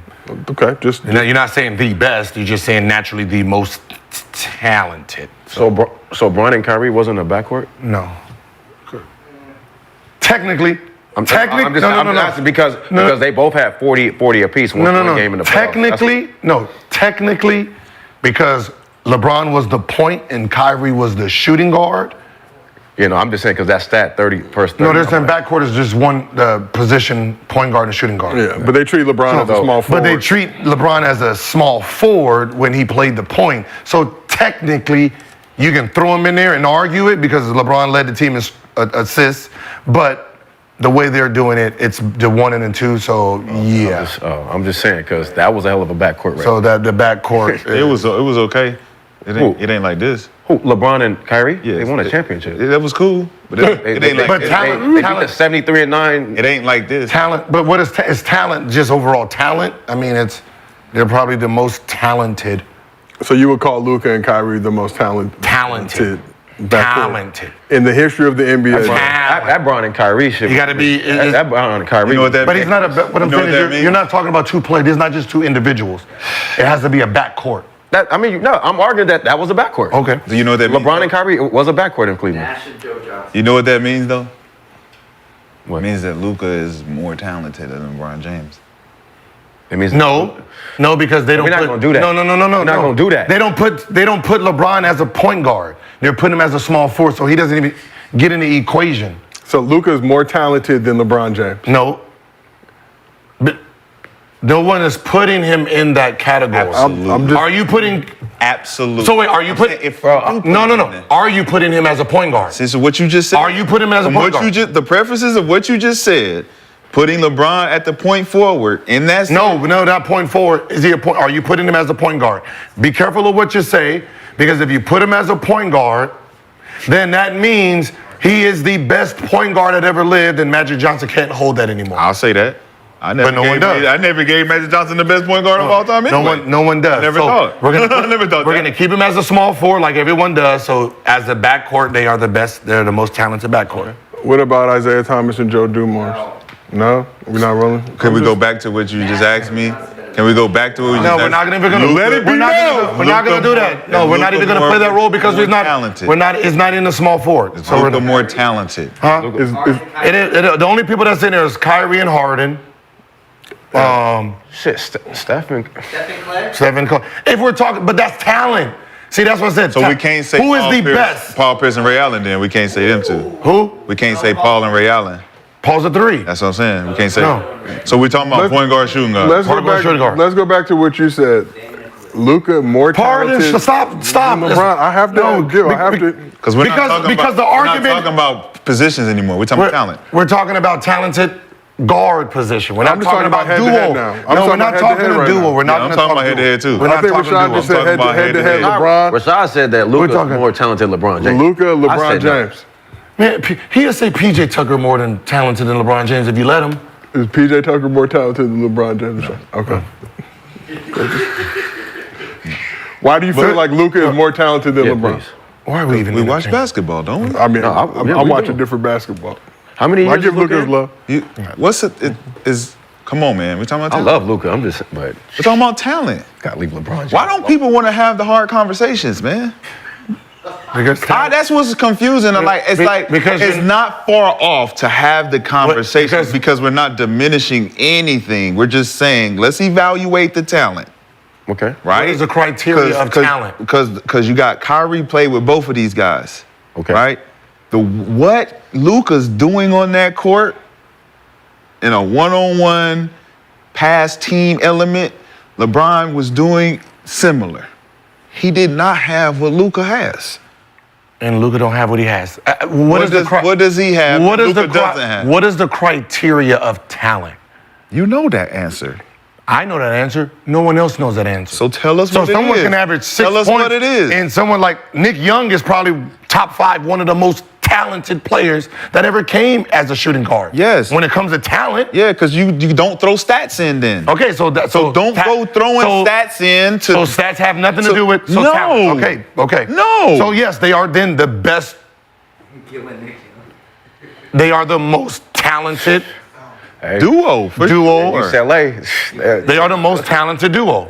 Yes. That's how I evaluate talent. I don't throw stats in. I mean, Kobe say, Nick man, Young. How good is he? How good is he? Is he good?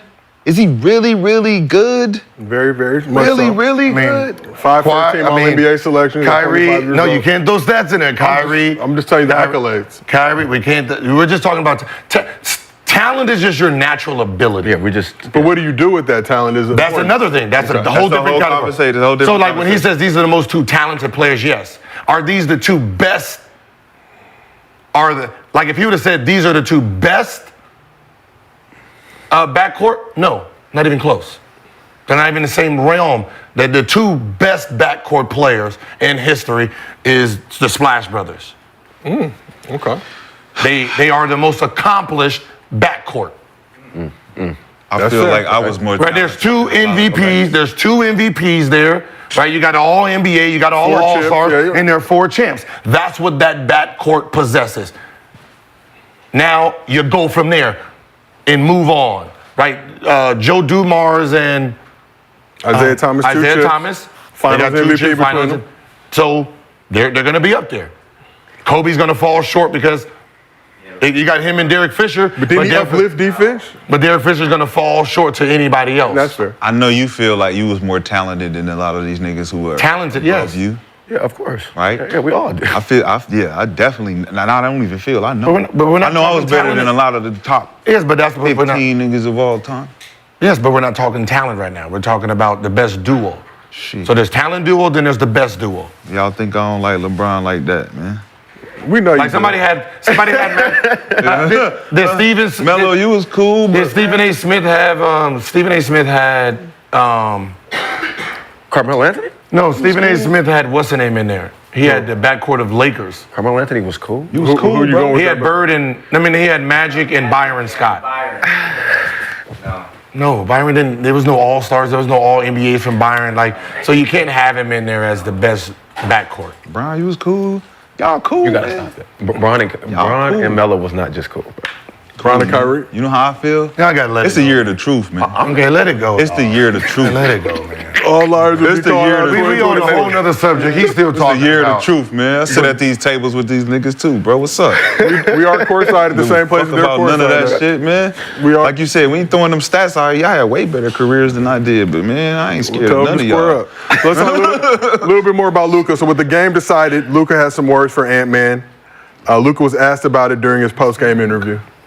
At the end of the game, what were you saying to Anthony Edwards? I can't say. It's not TV appropriate. Okay, so internet pointed Why out would I even tell you anyway? the internet pointed out how life was imitating art with Luka doing his best Kermit Wilts impression from Hustle. You may remember that Anthony Edwards played Kermit Wilts in that film. He's from Atlanta. That's funny. Whack. That- and the internet has Thank you. I was undefeated, bringing man. it back. I was bringing it I can't back. wait till that is funny. He got him good on that one. And Not the first one or the last. Ant-Man got the Nike on it. It all matches. Not the first nor the last nasty. time Luka's got in somebody's grill in a moment like this. I was going to ask what you think Luka said to Ant-Man, but we have an N-word limit on this show. I know what he Oh, we said. had a limit? We have an Did N-word we already limit. reach the limit? We have crossed that threshold. No, you gotta, We are trying to keep this other viewer languages. safe. I hope he spoke Slovenian to him. He's like, Can we break the limit? So, what did the Mavs expose about the Wolves and their top-ranked defense? what Gil just said. Pride. Too much pride, Gil? Too much pride. It's too much pride when you got everybody playing one-on-one and these guys actually playing team defense. So as much as effort that Luka and Kyrie showing on defense, everybody's so aligned though. Nobody's out there by themselves. And, I mean, justifiably, it feels like the Wolves were feeling themselves. You dethrone the defending champs. And says, I got Kyrie. There's just a lot of stuff, and I don't even think it was wrong for him to say that, but and they've been respectful and humble as well on the other side of it, but Like if they actually like a play like that, the end play lets you know that they really believe.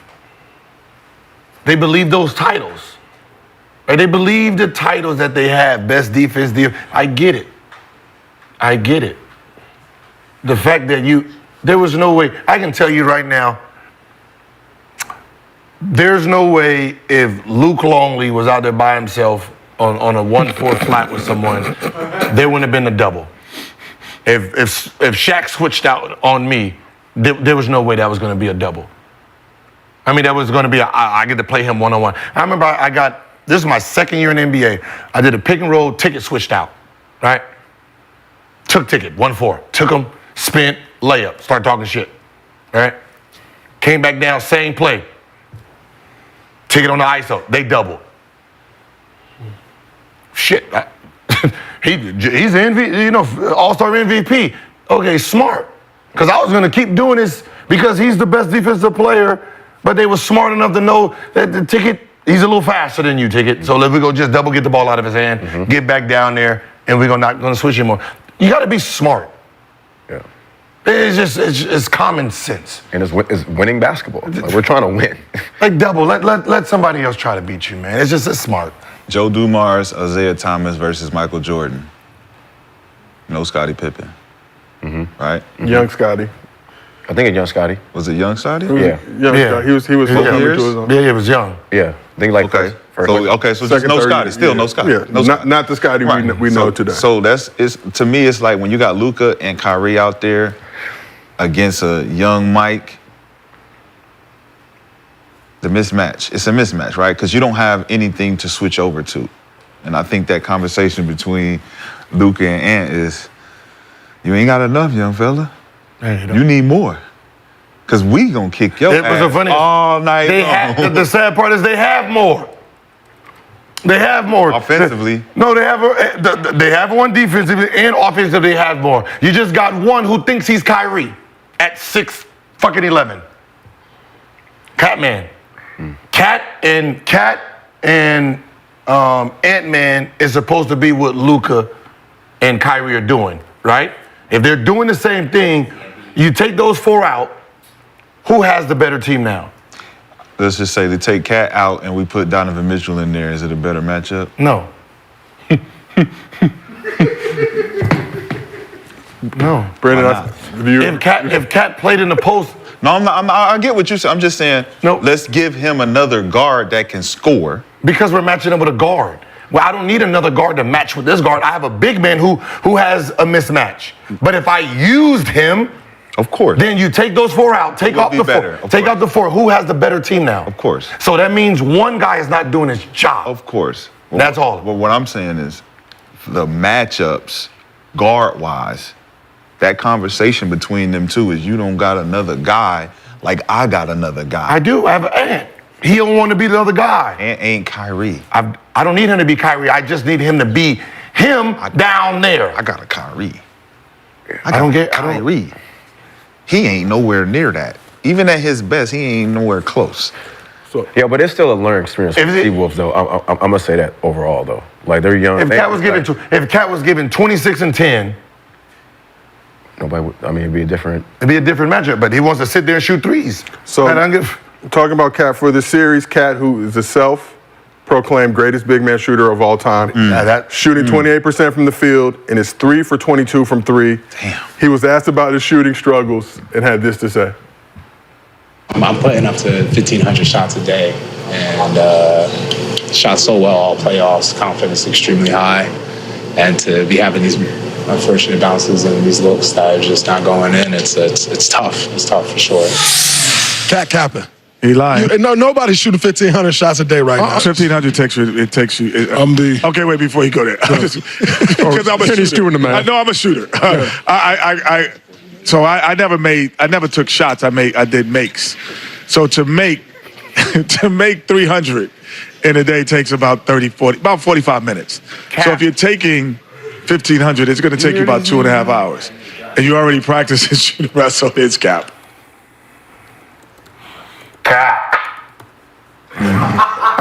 Fucking everybody up there, Cat. All capping up there, yeah.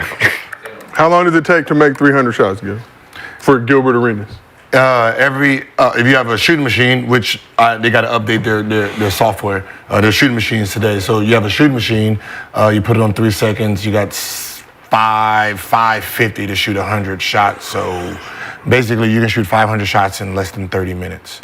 So 1,500 shots is just an hour and a half. No breaks, though. No breaks. And that's just depending on if you're in one spot or you're moving and the fact that, around. the fact that, but it's still every 3 seconds. That's the math. So he can shoot 1,500 shots, but I'm pretty sure he's only shooting threes. Yeah, I'm pretty sure he ain't doing nothing else. This motherfucker think he Cal Corvin out this bitch, right? And he just became a 3-point shooter. And the fact that he proclaimed himself as the best 3-point shooter, best big man shooter, yeah. So you're stuck. You're stuck. Game of facts or Cap? Cap. We got to listen to what Cat said, though. Listen to what Cat said.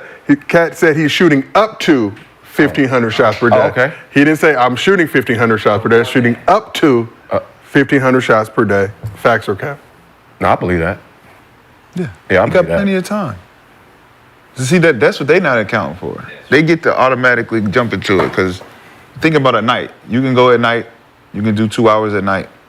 I'm gonna shoot 2 hours a night. I can go after practice. I can get if he got a court at his crib, like he got one upstairs. Which he should, right? Which he should. So I got to 2 hours after practice, get however many I can get in 2 hours. I'm shooting that bitch till I'm sore. I'm gonna go get my rehab, and I'm back in there after dinner. Man, I'm going to eat. I'm going to go shoot again. And if I can't sleep, I'm going to wake up again, and I'm going to go to it's right in the other room. He ain't thinking like that, though. It's in the other room. He ain't thinking like that. Gil, at your peak, how many shots were you shooting per day? You can do it.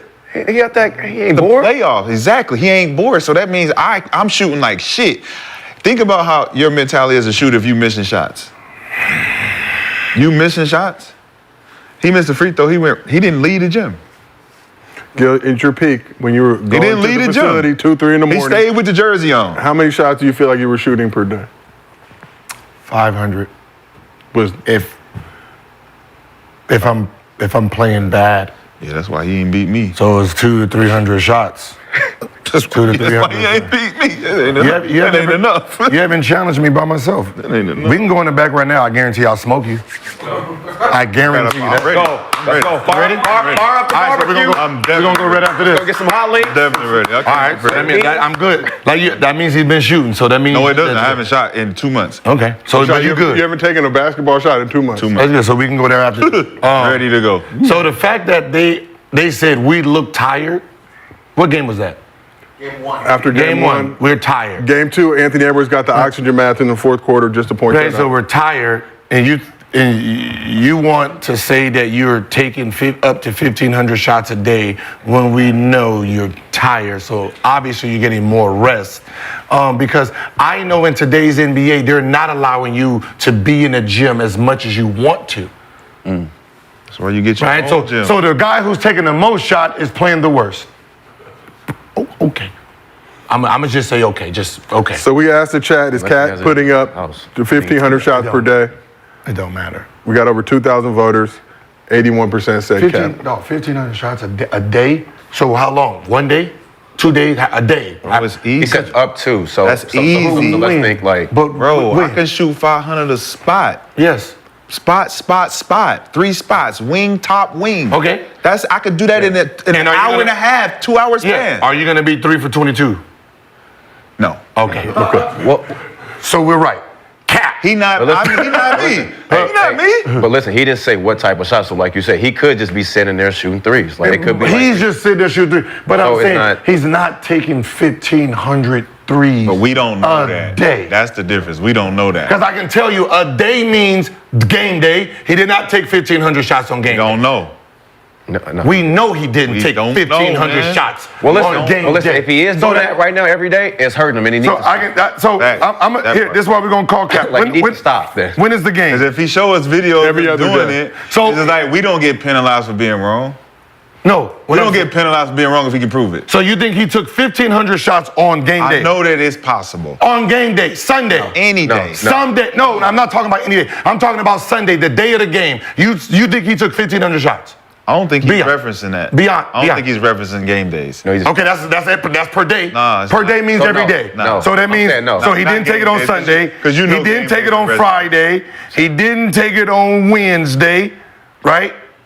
So he didn't take it on Tuesday. So that means Tuesday, right? Only on the off days he's So the off day. So that means he has to take 3,000 shots on those days. Why?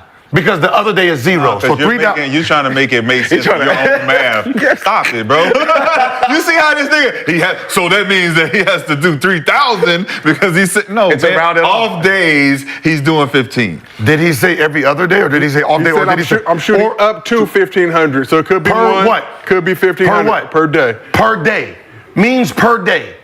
Per day means exactly what it sounds like.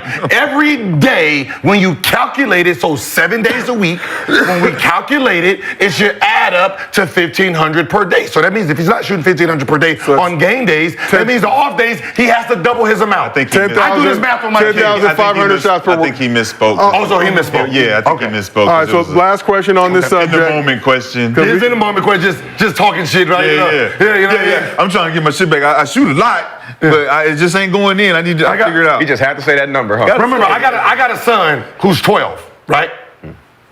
I'm like, yo, how did you play this weekend? Oh, I'm averaging 30. Yeah, I need to put you in private school quick because you had 12 last game. The game before that, you had 35. And then you had 15 this game, bitch, that do not add up to 35 per day. What do you think you call your 12-year-old son a bitch? What do you think he learned that from? He learned that from his daddy. He learned that capping from his daddy. You can't take your best What do you day. mean? You can't take your best 30 on there. Hey, Dad, did you win in the video games? I was kicking their ass today. Why does Rashad have the trophy? I don't say that. I do personally. Hey, Dad, why does Rashad have the trophy? You said you won all the games today. This guy's hilarious. Hey, I let him take it home. Nope, don't say that. I say what I win in this, I lost in that. He'll have his kids All right, so thinking, last question on this subject before we move on. You got to know what I average is. What I average is all of it together. Right. Yeah, you know in the black community we put extras on things. So if I was your son and I had one 35-point game, that means I was averaging I'm 30. averaging 35. I'm averaging up to 35 for the tournament. Can't bring that math in this house. Yeah, don't bring that back. Hold on. So teams are 0-154 all time when facing a 3-0 deficit in the play. 0-154. So 0 and 154. All time when facing a 3-0 deficit in the playoffs. After the game, Nas Reed said, if anyone can win 4 straight in this scenario, I think it's us. Last year, Eastern Conference Finals, we did see the Celtics, who were down 3-0, come back, win 3 games, lost game 7. Will the Wolves force a game 5 or go outside? Depending on what Adam on. I know you're going to add 0 and 155. Okay. We're going to add that. That's, right? so, I don't give a fuck what we say over here, or how many games it's going to go. We're going to add 0 and 155. That's going to be the new number. okay, that is. So, They ain't got no answer for them boys out there. so they look like Bob Hope's cousin, no hope. Yeah, I was hoping to be Shotstradamus on this one. Okay, no shot for Because I predicted Wolves, Boston. It's okay. But it's a better narrative now. Hell yeah. Kyrie coming back to Boston. Porzingis, Yeah. Luka, Tatum versus the Euros. Kyrie back in Boston. Yeah. And if they sweep, if both teams sweep, they got 8 days off. So that's not Plenty of time. Well, That's a lot of time. so therefore, both teams ain't going to get no sweep. They both gonna lose one. Let's just say one of these games, or maybe both, is going to have, what's his name? Tony Brothers Scott and Foster. Scott Foster's going to be in one of these games. Yes, for sure. Extender. Good news for us. Good news for us. 8 one days of without them. basketball. Sure. That's what I'm saying. If they don't split them both up, That's what I'm saying. Depends on what Adam on. Hey, y'all You know better what I'm hope. saying? You're not going to have this big of a gap. You're not going to have this big without of a money, gap. without making no money. You think about just media, sports itself, right? Boring. I mean, How many days would that be? 10? 8. That's just, 8 days that's just without- WNBA right there. 8 days. They 8 days of LeBron topics. They don't. Yeah, on they the don't. first day of LeBron. Yeah. So most likely they're gonna try to figure out how to at least get 2 games extra. We got to get it. 4. At least get us through the week. least Adam one Silver. more. All right, you got a lot They're of gonna great try to bring it in. basketball There's shows. gonna be a game where most likely it'll probably be the Wolves series. I mean, they're gonna need. They can do it against Boston, but it's gonna probably. It'd be smart if they go 1-1. So it's just 4-1 on both sides, and then there's only a 4-day difference. Yeah. That sounds better. Is Holly coming back today? Probably. Haliburton? I don't know. He got that 41. Haliburton? He got that 41. If I'm good. him, I'm chilling. Really? I got my money. So let's talk about Pacers Celtics for all the Bostonian fans out there quietly calling us the N-word under their breaths. Pacers got some bad news during their Game 2 loss to the Celtics on Thursday. Tyrese Haliburton left with a hamstring injury. Same one. But he got that 41 He got million. 41, so it was worth. He got that 41 million. He invested in. Exactly. Listen. He probably didn't even hurt it. It's just still hurting, motherfuckers. It's probably just still hurting. So Haliburton was sidelined for Game 3. Pacers blew another opportunity to make this series competitive. So Pacers led by as much as 18 in the second half without their All-NBA point guard, as Andrew Nembhard and TJ McConnell put the teams on their back to fill the void. But the Celtics responded, going on a 13-4 run in the third quarter to cut the lead to 9 heading into the fourth. Pacers were up 8 in the final 3 minutes of the game, but let the Celtics go on a 13-2 run as Jrue Holiday made his presence felt on both sides of the ball. Holiday scored 5 points in the final 38 seconds to help put the game away. Also came up Oh, you seen that coming. Yeah, we see Oh, my. We see it. But here is the run right here. Evan Turner. There you go. Jaylen Nice. Brown, the marketable Jaylen Brown. Evan Turner. Tatum came through. did his thing as well. And you can kind of feel it coming. I'm going to be real. Oh. That's a great There it is right there. That's who Ant-Man, that's who Cat want to be. He want to be Al fucking Horford. But with the Celtics up 1, game on the line, did not call a timeout, let Nembhard push it. Jrue Holiday said, cookies. Proceeded to knock down 2 free throws. Fucking Rick don't want to call a timeout. Let me see, go back. Let me see if I would have called a timeout. Oh, let me see. Hold on, let me see. Jrue Holiday again. Let me see, hold on. Always saving somebody's ass. He saved. 7 Yeah. seconds. Yeah. 10 seconds. Go. Play. Hold on. Jason Tatum's down, and we're pushing it. Nope. I'm calling timeout. The reason I'm calling timeout is nobody ran back. They already got 4 back. Yeah, everybody's still coming down. Yeah, they got 4 back. So the fact Coach that Gill. And it started because of this. Go back, and I would have called a timeout off of TJ. Now go. Oh, that's nice. Yeah, we have many graphics. We have our team working very hard. Okay, they just started the whole thing over. Our technology is. Go back a little bit, just a little bit. Okay, after I got this rebound, what TJ does, it depending on what I did as a coach. See, the fact that TJ he sees the ball, it's secure, but I do have a dude down. I got 2 dudes down. Call timeout. Right there. Yep. Because you're going, 3-on-4, 3-on-5. There go Rick again. Not calling. And there's no point. I got 2 dudes out of bounds, right? And TJ didn't take off. So because I don't have a fast break, so I'm calling timeout. And there ain't no fast break because it's 3 guards. Yeah. And but if you got Al Horford back and you got 2 defensive. But that's what it all depends. If TJ was going to get in front of Brown right here, but he let Brown go in front of him, so that means they got 4 people back now. So I would have called a timeout. Pacers had a chance to send the game to OT on the final play. Ran a football-style out-of-bounds play. I found Neesmith open for the game-tying 3, but he could not convert it. Oh, let's see that. We will get it to you in a second. But Jason Tatum led the Celtics by tying his playoff career high with 36 points. He had 10 rebounds, 8 assists, and 2 steals. Jaylen Brown added 24 points and 3 assists. Al Horford had 23 points, including a playoff career high 7 threes. Jrue Holiday been doing his thing, 14 points, 9 rebounds, 3 steals.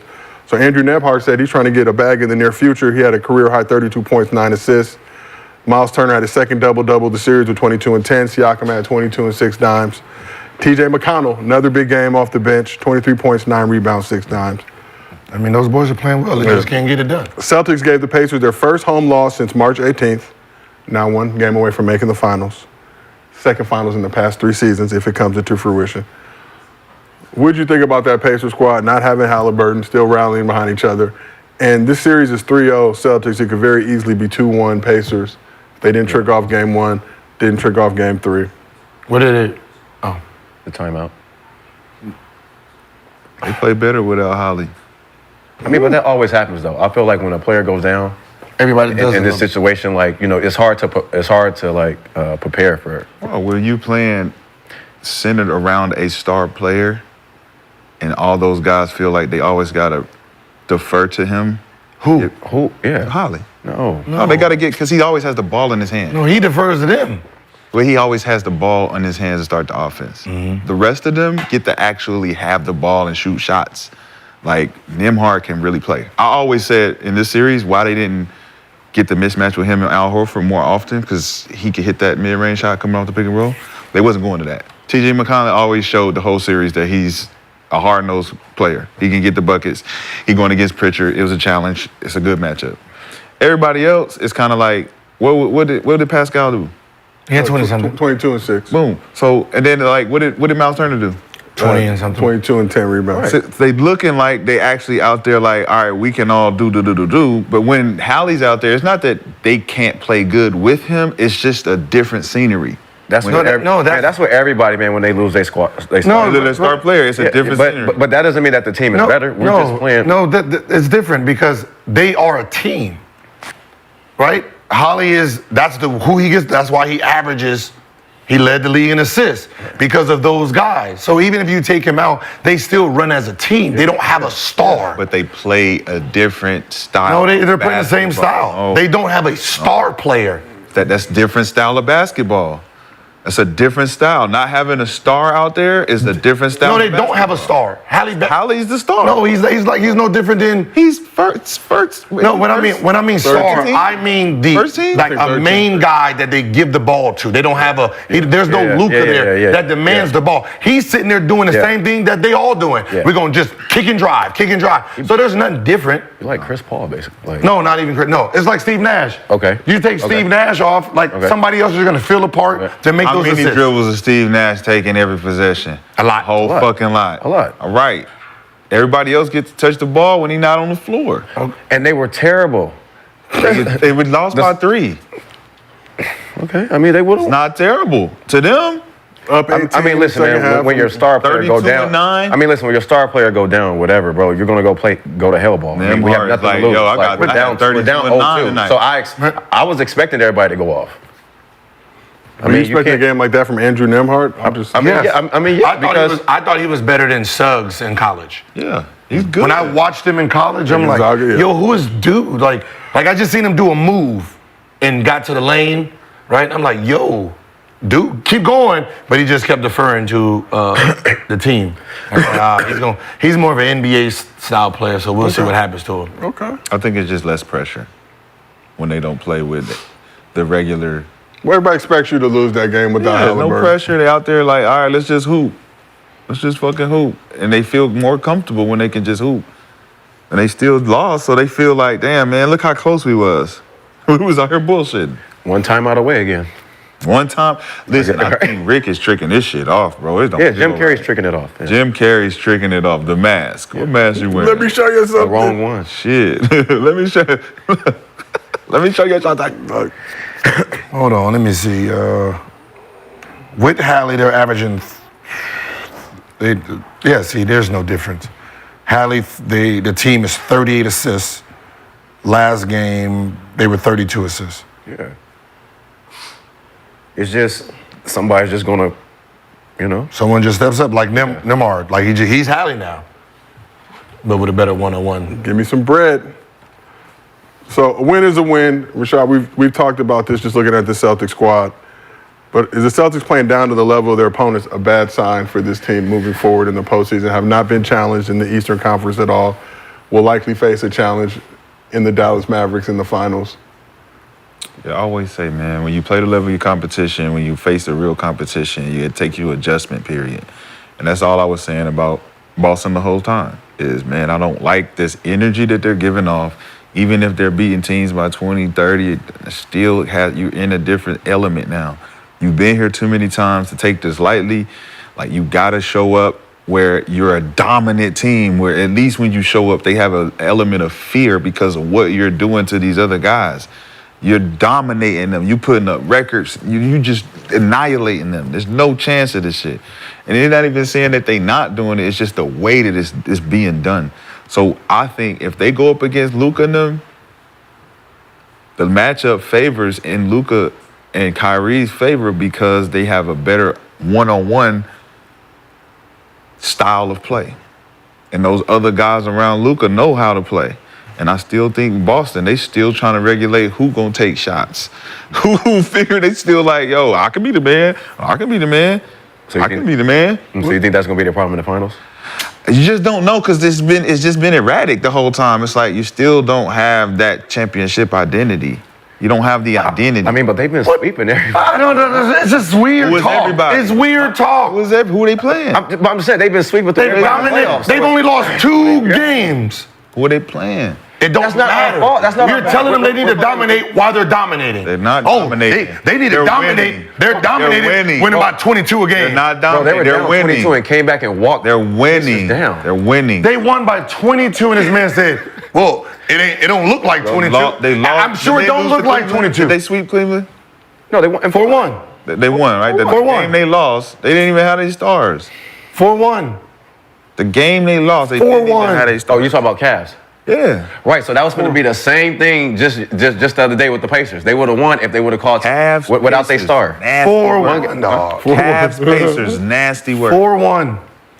Cavs. I mean, that's all that's available. How you mad at Boston when that's all that's I available? said I'm not mad. I would rather see different. Rather see what? I won by What else, 22 though? the first round, 22 a Win game. by 50. Win by 50. How? How? They just like I didn't even play the fourth. I'm not playing in the fourth T-Wolves quarter. beat the fucking Nuggets by 45. One game. I'm not playing in the fourth quarter. I'm not playing in the fourth quarter. Here. One game. So care. I misspoke. I said You need Tatum had 30 a or more. playoff I career don't high. care. Knows the most this postseason. I see everybody in the chat. He's at 36 two times this postseason. Get off my back. But I want to show y'all some. Y'all talk about Rick Carlisle. Didn't call the timeout. Let's show the play he drew up with about a second to go in the game. We got the out of bounds play. 2 seconds remaining. Football style play, pick play. I like that play. Oh, that was a good shot. So let's run it back and just freeze it at the top for me. Stop. Oh. Yeah. Never mind. No. What, You don't like it now? I don't know. We said stop. We wanted to see the lineup. Yeah, just started to freeze for me if you could, Paolo. Right Stop. there. Some Tecmo Bowledge. Yeah, that's my play on football. Hey, that's that's my play right there. That's that 4 vertical right there. Little That's rub, the 4 vertical rub. right there. Didn't we beat y'all ass in the football game too? Oh. Yeah. 4 vertical.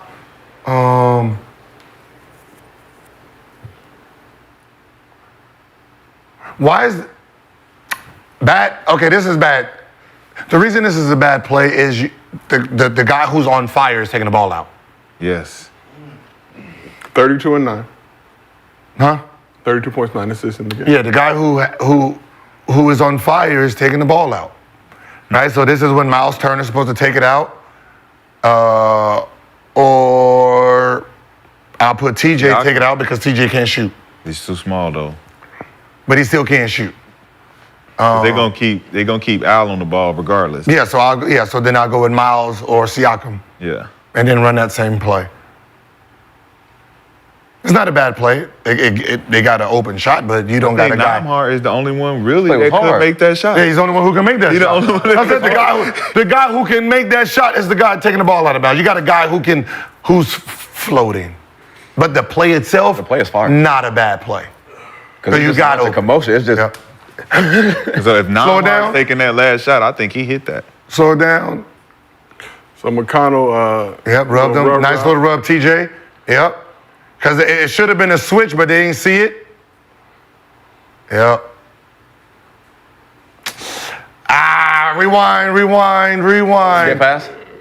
He should have stopped right there. But it's blocked off. But you got Nemhard trying to throw it But the in over pass is the Horford. TJ over the top 2. He had 2 good looks. Either way. Can't be mad at either one of them. So I think that long pass would Shit, be man, that's hard a one to good get. play if you down 2. Why are you going to the 3? That's the problem. Because you need a 3. They need a 3. You're Oh, down I'm 3. sorry, I'm You're sorry. down 3. Yeah. It was a good play. But your best shooter's taking the ball out of bounds. That's a good play. But That's one of the best plays I've seen. in a long time. Nemhard already got a game winner in the playoffs for us Lakers fans out there. We remember him hitting that 3 a couple years ago in Staples. I'm just saying you got a guy who's shown that he can knock down big shots, and you have that man taking the ball out with a 32.9 assist performance. Yeah, it's just their best shooter shooting the ball where you got 2 guys who don't shoot threes running to the 3-point line. I believe that if Indiana wins game 2, Holly plays game 3. You think he comes back for game 3? Nah. It wasn't game 2 it was game 1 where Brown hit the. Yeah, Yeah, that's game they 1. win game 1. Changes Different everything. energy? Different energy, bro. Because they, like I said, that play right there is bad defense on Boston. Yeah. Boston gives that 3 up, they make it, they go into overtime, they might get this win, right? It's just terrible. Like I'm saying, bro, this is what I'm saying about the domination, like championship shit. Like, bro, get them out of here. Don't give them no chance. They shouldn't have no chance at the end of the game to tie it up. I mean, like that's that. 20 Think about it. Jrue don't get that fucking stop right there. What happened? We don't know. He don't get that stop. Yeah, he don't That's get because that- Nemhard ain't been in that position before. He don't get that stop. You got to pull the ball out. Well, I got 4 dudes back here. Pull it out. But just think about it, like they both is off balance, right? Why you think Drew's off balance, But what right? I'm saying is- So if he can attack and even get a foul right there, Why do you think he played so aggressive? Why do you think he played so aggressive to the ball? Because he knows. I can see you don't have nobody back here. You gonna go 1-on-5? Oh, for sure. Yeah. But if he's smart enough as a real hooper, like he would have bump, crossed him, went baselines, pulled up, bank shot right there. He didn't look like an idiot. He's not thinking that. He looked like an idiot because time and score. I got time and score. And think about it was how much of an idiot he looked if he got 4 and he get the ball stolen. But what is that? You look even more like an idiot. So just make a good move and shoot it. Now this is the same thing that T-Wolves didn't understand. Jrue understands, yeah, you're down 1 and you got to score, but there's so much time on the clock that I know you're not going all the way to the basket. Right. So because I know you're not going all the way to the basket, I'm going to go for this. Even if I miss it, you turn, somebody's back here on defense. Yep. So I know if it breaks down, you have to run a play or try to do something. So with 10 seconds left, you're not going to go try to shoot with 10 seconds left. So let me just try to go for the steal real quick. And he ended up getting it. Same thing, T-Wolf. They should have just been so aggressive trying to get the ball knowing that you got to run some time off the clock. Yep. But instead of letting this guy just size you up. You got to get a shot off. Yep. That's what I'm thinking in that possession. You cannot turn it over. You have to get a shot off. So in that possession, it's like, yo, it's better to be more aggressive for the shot and not regulate giving them, like just being in the game down 1 like that, and it's nasty, bro. I don't trust the Celtics at all, bro. Hey, that's your team. Yes, it's my team. My expectation for them is so great that it's like, yo, just to be in the game like that, it's like, yo. I mean, they've been sweeping through the. I'm taking that championship, bro. 4-1, 4-2. That's it. I'm playing down to I'm playing down. Cool. When I play them, I'm gonna play up. What the fuck? Well, let's talk about somebody who's been playing up. Jrue Holiday taking some heat in recent years for his playoff struggles. Been big for the Celtics this series, averaging 19.7 assists, 6 rebounds, 2 steals per game. Shooting 61% from the field, 44% from 3. Also 9 for 9 from the line in the series. So what has Jrue Holiday shown you in this Eastern Conference Finals? Maturity. Been here before, and this is nothing new. I mean, and he's playing with a bunch of talented young guys like Jason Tatum and Brown and Al Horford, all these guys that's been in this situation before. So he's just adding another piece that they need. When situations and things like that do happen, you got a guy that can defend and make big plays. I mean, he's been doing this since Milwaukee. He saved Milwaukee.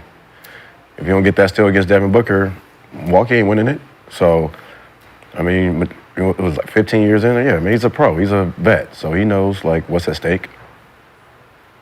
What was your question? What is Jrue Holiday showing? No, what was your statement? You said Jrue Holiday is what? This is the best he's played in the playoffs? No, I said he took a lot of heat in recent years for his playoff struggles. He's averaging 19.7 assists, 6 rebounds, and 2 steals.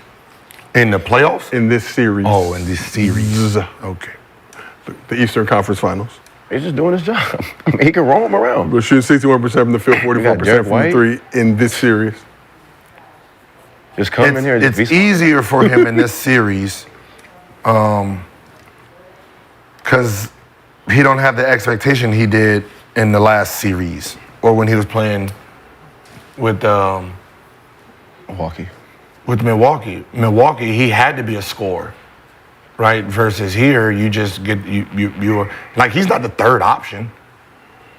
Right? We don't know what option Jrue is in this offense, so he's playing with a lot of freedom. Right, versus I have to be dominant. Right, he had to be dominant. That means we're looking at him. Right, we're looking at him more. Like this playoff series is one of his worst, averaging 12 points for the series when he was averaging 23, 17, 18 for his career. So, but there's no demand on him to be great because he has enough offense where he just gets to pick his spots, and that's what he's doing better. Right, he's getting to be like, all right, I have an advantage, let me go ahead and take advantage of it. Versus I got to push because, the trapping big fella, let me go ahead and try to give you 25, which was probably messing with him emotionally. So, last year, he averages what? 80-some%? He shoots about 70, high 70s, and last year he shot 69 from the free throw. 69% from the free throw. Like, so obviously that's a very big dip from this year, 94. Yeah, I think his biggest challenge. I think his biggest challenge is going to be the next series. No, what's so funny is, and that's why it's a different series because their two scorers is this two teams' best defenders. White and both second-team All-NBA. And Jrue, right? So they get to sit there and waste their energy on Luka and Kyrie while Jason Tatum and Brown get to play free. And hopefully Porzingis come back. And then worst case scenario, if Luka's killing you, I'll guard him for some possessions, but I don't need to waste my energy on him. I let you guys waste your energy, try to tire them out, and then I can come in the fourth quarter and then try to defend them, and because I'm saving my energy because they're not defending me. What's the lineup for Boston? It's Horford, Tatum, Brown, White, Jrue. Starting lineup, yeah. Tatum, So that Horford, matchup is going to be Kyrie on Brown. Derek White. Kyrie's going to be on. Derek White. Yep. Jones is going to be on Tatum. No, PJ on Tatum. Jones on Brown. And Luka's guarding Jrue. Yeah. So they're going to look to put mismatch Jrue on Kyrie so he can post him. That's what I'm looking at. It's going to be a lot. That's probably the only one person that Jrue won't like. I mean, Kyrie don't want to post up. He'd rather post up Derek. No, I'm saying Drew's going to post up Kai. That's the only mismatch Jrue has in that matchup. Yeah, he's going to try to post up. Yeah. Everything else, I think, balances out. I think for sure. It's solid with Jones and PJ. They gonna have. I think they hold their own. They got to play. They're gonna get. They have to play out of their minds, which is defensively. Which is fine. I mean, you have 4 games to try. So, But you're also adding Porzingis back into that mix. He was supposed to come back for Game 4. I think he's just chilling out, knowing that he can get an extra 8 days of rest. Gafford won't that matchup. Yeah, but how much do the Celtics need Porzingis in the finals? Not really. Oh, he's been inconsistent. He's been very inconsistent. Not really. Yeah. I mean, because the 5 you just named, that's all right. Relax, big fella. We got this. Yeah, relax. You come back if you need to. If you want to feel part of the championship, come on in a couple of games out there. Come on, bring him off the bench. Bring him off the bench. Let him get some easy buckets. No, I mean, if he's ready, we're gonna start him so we can blow them out. But it's not like I don't believe in this. Either you're gonna bring him back and play him, or you're not. But don't do that. Oh, he might come back for Game 3. He might come back in Game 4, depending on this. Don't do that. That's some bullshit. Yeah. Right? Because that doesn't scare the other team. You don't scare me. This motherfucker ain't played all playoffs. I think he's gonna be ready coming in here about to try to get 20? No. He's going to be too tired. He's going to be gassed out. We're going to run circles around him. So he's not a factor. So if you're going to use him, you need to start him. You need to play him starting Game 1. So he can be effective Game 5 and 6 if it goes that far. But Pacers 68 paint points in that Game 3. Celtics could benefit from a little bit more rim protection. But if that's something you give up, right? Because Porzingis is not going to necessarily stop that shit. More than just get in foul trouble, like Porzingis usually gets in foul trouble with that shit. My thing is this: Al Horford's playing good. He says 7 threes. Yeah, so rock with Al. Bring Porzingis off the bench. Ease him into it. Ease him into it. Let it rock. It's that defense. Like I don't know if people pay attention to his defense. Porzingis plays defense. Like that play where I said jump up for that. He would have got that. He would have went for that. Like he don't care about getting dunked on. He's going for the block. Right, and he's very athletic, right? So the fact that he is back there and lively he's going to try to catch that out of the air. Al Horford is going to do exactly what Rudy did, get his ass dunked on and one. Show that. How old is he? Is the oldest, 37. youngest dude I know. Al Horford been 37 since 2005. You need to see a birth certificate. Oh God, like he's just been old for a long time, dog. Yeah, I don't know when he came in the league, but he's been old since. Bro, my rookie year, I played against Al Horford in playoffs against Atlanta. And he looked old then. 2010. And he looked old then, right? Like damn. Bro, my first. Like, I don't know. I don't even think he was in the league in 2005, but he was old already. Bro, he was on that team with Mike Bibby, Jamal Crawford, and them. And now he's still out there shooting that same old corner three. That Dominican. He got that good Dominican blood flowing through his veins, keeping him looking young. Every time I see him in the league, I'm like, he's still here. Damn, Al. So something else I'm on. Like he came in about Al, and I don't say that about LeBron. No, he came in 2008, But he was old in 2005. Y'all give LeBron credit for being in that bitch 50 years young. He came in like Greg Oden. This nigga need to retire. Because he ain't doing what LeBron I did. don't want to hear that shit. He been averaging 8 for the last 30 years. You see Bron numbers? You see Bron numbers at his age? Old, nigga. LeBron's still coming down Still the lane. fucking old. We all old, nigga. So let's talk about something that happened In fact, he's 37 though. He's still ticking, dog. That's last week involving Stephen A. and Jaylen Brown. So during a recent episode of First Take, Stephen A. was talking about why some people think Jaylen Brown isn't as marketable as he should be, and read a message from his source. But I want to read to y'all what an NBA source just sent me. He said, Jaylen Brown, it's not so much that he's underrated, it's that he's just not liked because of his, quote, I am better than you attitude. He knows it. It's the same reason he is not as marketable as he should be. Obviously, the conversation around Jaylen Brown, the most underrated NBA star, did not make an All-NBA team this year, but it should be noted that Stephen A. Perk and Jay Will went on to praise Brown. Stephen had said he didn't agree with what his source was saying, but he said it nonetheless. So Isiah Thomas clapped back at Stephen A., tweeting the following. He said, I've been a friend, mentor, and advisor to Jaylen Brown since he was a student at UC Berkeley. He's 100% marketable. And before you slander his name, Stephen A. Smith, tell your source to put their name on it or don't speak on it. Let it be known.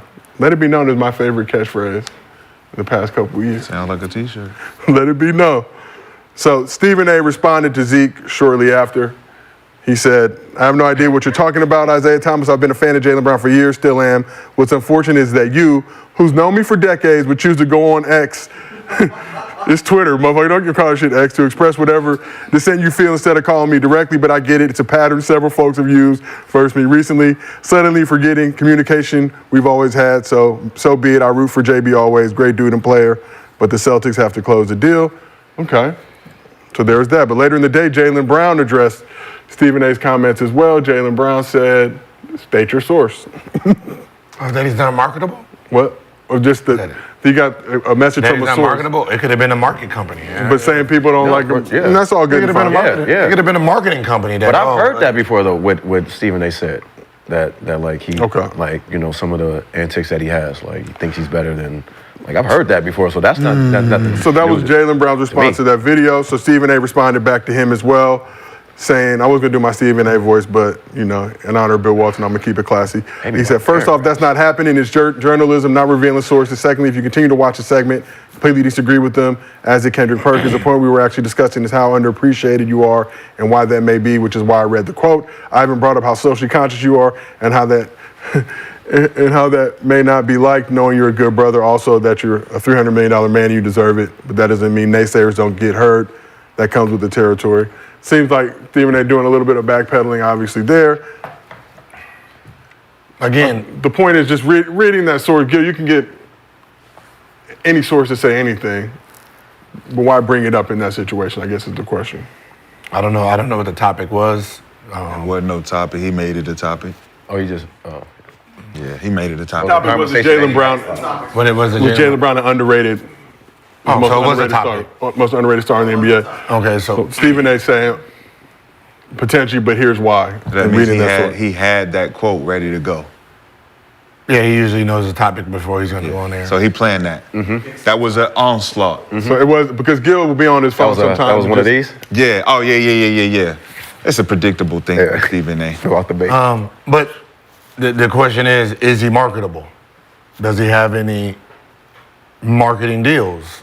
I mean, that's the real question. No one's saying he's sucked or is he marketable? There's some guys that are just not marketable. We don't know why they're not marketable. If he thinks he's better than everybody, well, Westbrook thinks he's better than everybody and he's marketable. Right, he gets a lot of stuff. A lot of guys are arrogant to who they are. Where's Westbrook being marketed at? Westbrook? Fashion, he's in all in fashion. I'm asking a question. You said he's very marketable. Where is he being marketed? Fashion. Where do we see commercials with Westbrook? Fashion, Jordan brand commercial. You keep saying fashion. Fashion, the Jordan brand commercial. The Jordan Where? Brand. Where? He's had a Jordan brand commercial before. Like he's done all types. But he had one commercial. That doesn't mean you're marketable because you're in a commercial. They need fillers. In a Jordan brand commercial? Yeah. You have your own Jordan brand commercial? Yeah. People just don't get their own Jordan brand commercial. Hey, man. What? 2-time MVP? Bro, come on. Is he marketable? Russell Westbrook, yeah. All right, so is Jaylen Brown marketable? No. Why not? Huh? What's the difference between the two? You just made the assessment. You just said they're the same guy. I didn't say that. That's what he said. Oh. I don't think they're the same guy. No, I said I used the same words that they use. Arrogant. I said, well, one is arrogant and he's marketable. So what makes Jaylen Brown arrogant? I don't know. So why would you even put it out there? He put it out there. He said that. He didn't say arrogant. Yeah. Yes, he did. He said. He don't be listening, dog. Bring it back up. No, he said. Put it up where he said he's arrogant. Run to Stephen that clip again. Where does it say? Does he But I say want he's to arrogant? read to y'all what an NBA source just sent me. He said, Just sent it to him. Jaylen Brown, it's not so much that he's underrated, it's that he's just not liked because of his quote, I am better than you attitude. Arrogant. He knows it. It's the same reason he is not as marketable as he should be. That's being arrogant. That's every single NBA No, it's not. player in the Yes. I'm No, it's better not. than you. Yes. Yes. Westbrook- No, yes, that's better. true. Westbrook had to. I'm become better that. than you. That's true. I'm better than you. Yeah, but that's how you saying it though. That's how he's saying it. No, it's how Jaylen is saying. He ain't said nothing. We don't know. We don't know that. What do you mean? We listening to him say it. That means a source. He So that said means he's people around Jaylen have You know said what that his source Jaylen Brown is? You know is who a guy Stephen who A. thinks he know source everything. is?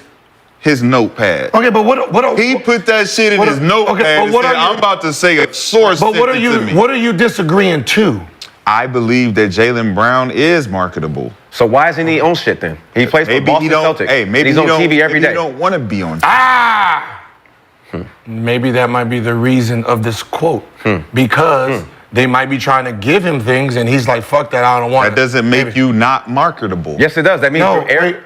maybe he's saying his attitude is why people can't work with him. We don't know. Exactly. But So you why just would we answered. allude But to you it? just said it. Maybe That's he not- don't want those Man, things. that's a maybe. Well, why would we allude to some shit we don't know? That's the point I'm making with Stephen A. If we don't know, why would you even put it out there like it's true? But that's not the- and you don't know. Obviously, he does know it's true because it's coming from a source that's by him. He won't name the source. I don't have to. Because it's I'm just- him. I don't have to. Because the source I don't is have him. to. I don't if have I to. want to Yeah. say I don't some have shit to. and I don't- say a I source don't is have to. behind I it, don't have to tell I you. can hide I'm not- behind the but source. I'm not telling you my fucking. Can you read it? Can you The do it hell? one more? Do it one more time. I said what I said. Review because I want this to is more about. read to y'all what an NBA source just sent me. He said, Jaylen Brown, it's not so much that he's underrated, it's that he's just not liked because of his quote, I am better than you attitude. He knows it.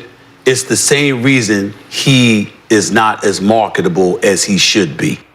Okay. Okay. So since this is an NBA source, meaning most likely those little bullshit NBA commercials that they be trying to do for players, little NBA things, right? You play the game. Play the game. That you have to do. He probably from Berkeley, very educated dude. Arrogant. Too educated for They're arrogant. Yeah, too educated for NBA standards, right? So, come on, let's stop. So he's too educated for NBA standards.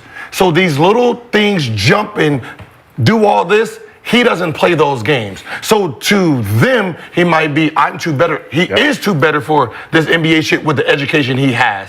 Getting fucking interns from NASA and shit like that. He is way above the shit that they be trying to do. So that makes sense on both sides. So they might not want to deal with him because how intelligent. Remember, this is the same dude that they said, we don't want to draft him because we don't know if he's going to take basketball serious because of his educational level.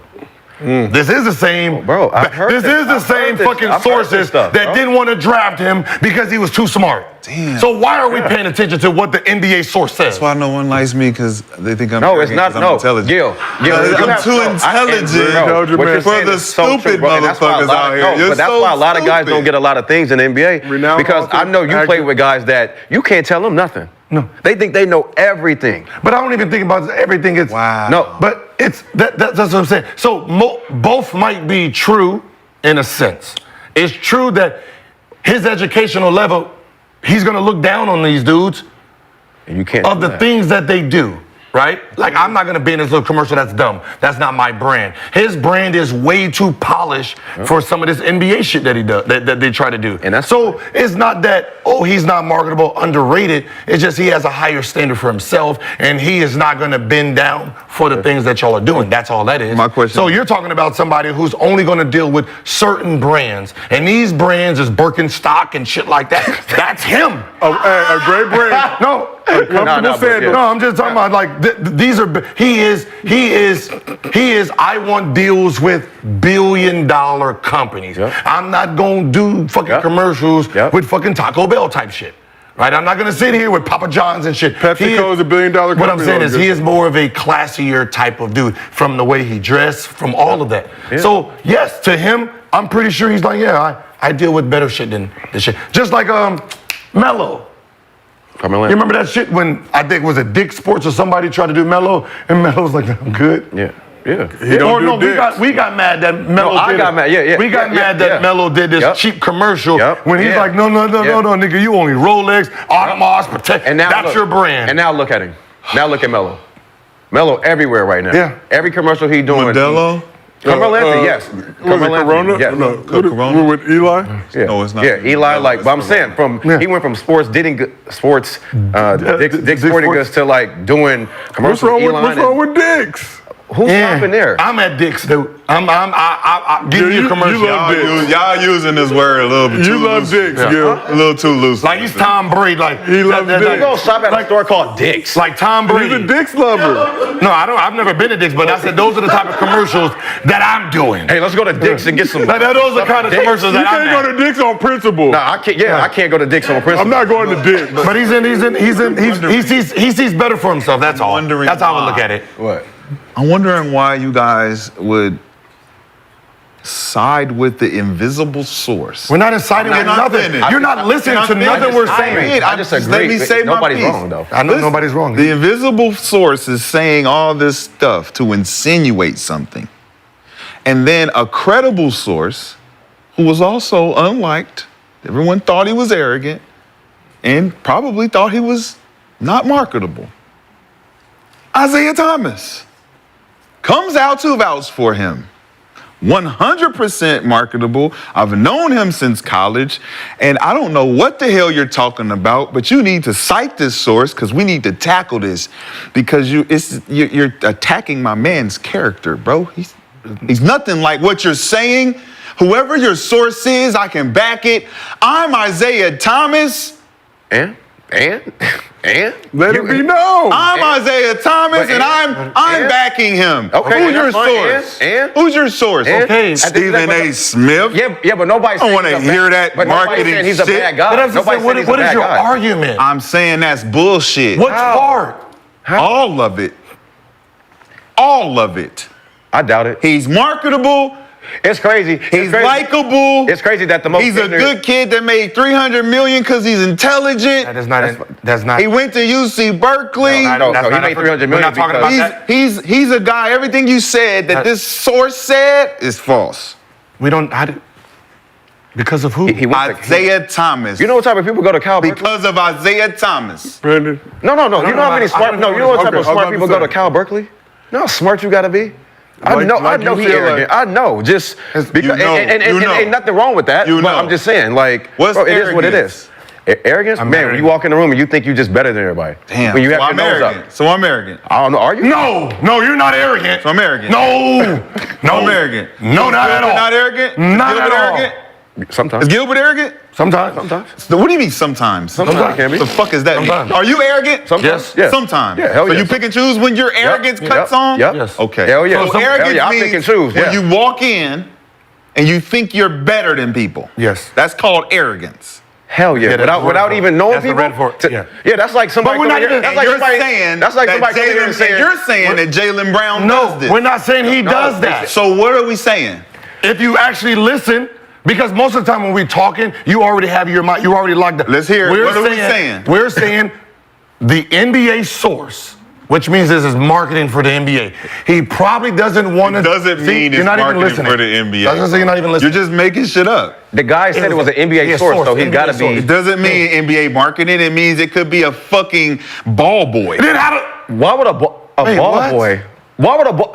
Bro, that's somebody from the NBA that's like Stephen A. Smith. We won't ever know, will we? How about this? Let's just say it is. We never know who the source is. Who cares about the source? I do. Isaiah Thomas does. Jaylen Brown does. We want to know who's talking crazy about it. We're saying if it's an NBA, if it's an NBA source, then it's NBA deals. Right? It can't be an outside source that has to do with marketing, like a marketing company said, it's hard to deal with this dude because blah, blah, blah. So we can cut that out because he said NBA source. So we can just use NBA type of things. Yes, there's some things that Jaylen Brown shouldn't do. Just like there's some things that that Curry wouldn't do, that any high level. LeBron James wasn't on NBA type commercials. His brand was too big for that. So if someone said, yeah, LeBron James is kind of arrogant on the things he wants to do for the NBA, so he's not marketable, that would be true.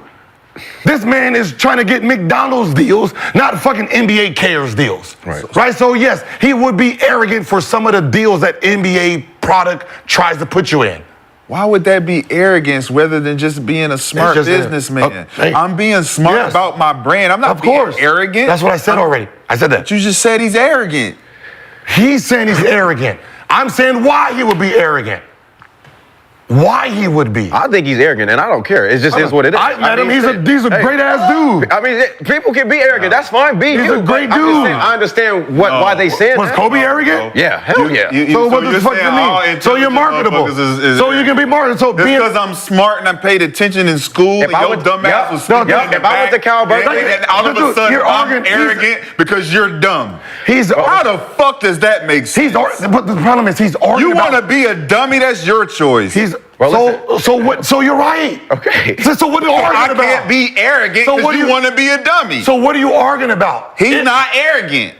That's what I'm arguing about. If I went to Cal Berkeley, he's not arrogant. I know damn right. If I went to Cal Berkeley, he's highly intelligent. Hold on. What is he's highly intelligent. He's not arrogant. Because what we're saying is what is your definition of arrogant then? I don't think arrogant exists. I think there's confidence. So then it's pointless. There's confidence. Okay. He's a very confident young man who's business savvy. Okay. He understands his brand, and we don't even know if he's turned down deals or none of that. You just go off of this stop with the Stephen A. Smith. Just stick to the normal topic. I said exactly that. His brand is too big for the NBA stuff. So we're saying the same thing. You're just stuck on what Stephen A. We don't know what NBA stuff is. We don't know none of that. We're watching this. So he don't even have a word for he don't even know what arrogant is. He don't even care. It's just confident. Okay, he's very confident in not doing some of the shit. Okay. So we asked the chat, is Jaylen Brown marketable? Nearly 3,000 votors, 63% said yes. Yes. Let's move on to MostlyFans. Yes. The chat We've been saying you just fucking you're sitting here in loop head. Yes, he's marketable. So y'all been saying this whole time that he is marketable. Yes. He's just arrogant. You just arrogant because Stephen A. Smith said something. So we can't run the tape back that these guys have sat here and said that Jaylen Brown is marketable the whole time? Yes. That's what y'all been saying? Yes. Oh my You just haven't been listening the whole time. I started off as Westbrook marketable, right? You said yes. Okay. So if he's marketable, then he's marketable. He's arrogant and he gets markets. I mentioned Kobe. He's arrogant. He's marketable. So yes, I went to the Instagram, not even Instagram. I looked at, so you can see what it's on, right? Picture. Fashionable, yes, marketable type of dude, right? Yeah. This is the type of dude that won't do NBA stuff though. So, right, he's a marketable dude. Yes. So I don't think he's. That's why I said NBA cares type of stuff. No one wants to do that. That's for the low-level guys who's trying to be part of the NBA shit, right? Local dealer shit. You know what I mean? The local deals in Boston, he probably turning down. That's where it's coming from. Yes, it's coming from all that. He don't want to do the Dunkin' Donuts. He's marketable. He just has a higher standard. I'm not doing Dunkin' Donuts. So, I'm not doing Dunkin' Donuts. We're agreeing. He's going against it. In real time. No, we didn't. You just don't listen, dog. He said he was marketable just like y'all playing hopscotch. Y'all trying to figure out who's gonna get the bag first. Let me go first. Let me get the bag. No, it's my bag. He made this bag for me. He knows he's wrong. This is my bag. Which y'all both can. I didn't agree. So what did he say? I didn't agree. What did I? Who said? You said he was just as marketable. Can you listen? Say it again. What did you say? You said he was just as marketable as Russell Westbrook. I said hell no. Okay. And then you said why? So why he's marketable. You just don't listen sometimes. It's okay. Before we move on to Mostly 100,000. Fans, See, this No, I didn't agree. He was agreeing with you. I wasn't agreeing. before we move on to Mostly Fans, in an effort to protect the Gills Arena bag, Dick's Sporting Goods, a fine establishment. Get all your sporting good needs. I hope it leaks from your Dick's. fucking shoe. I swear to God. I swear I hope they. You hope it on the workshop. Oh, just on the work release. Ain't nothing but water in there. Ain't nothing but water. Ain't no champagne. Champion. No. God damn it! Don't give him that name. Championship Charles, Cemetery Larry. Charles, your lunch is ready. Charles in charge. All right. So our first question is from underdog user Big Bag 24. Gil, if you were a team owner, what jobs would you give your co-host? If you were a team owner, Gil, what jobs would you give your co-host? What a terrible question, man.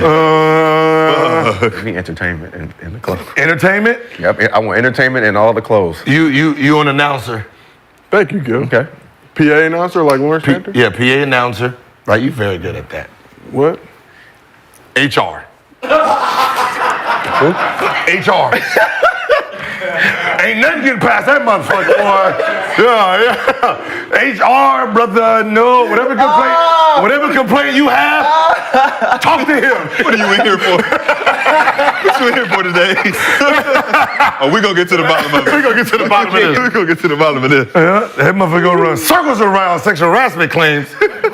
Did he touch you, Did he though? touch you, though? But how? Now, You sure you didn't touch yourself? Was it out here? Yeah, you sure you didn't touch yourself? I don't know By the time they leave like that, it'd be a claim against I them. don't think he touched me. I don't think he touched me at Plus, we all. got Lexi and Ken. What jobs would you give them? Ken for sure security. All throughout the whole thing. The whole thing. He's in charge of security. One man show. Everybody with the red jackets on. Hey, you can't give Lexi a girl job. I was about to say a girl job, and knowing her, she's gonna be like, why can't I get a regular job? There's no such thing as a girl job. Girls are capable of doing any job. Be the Gil. mechanic or something. Be the mechanic. You fix the damn cars, man. you get your hands dirty. You know what? Since she's plays in the WNBA, that means she knows how to be cheap because they don't give her shit.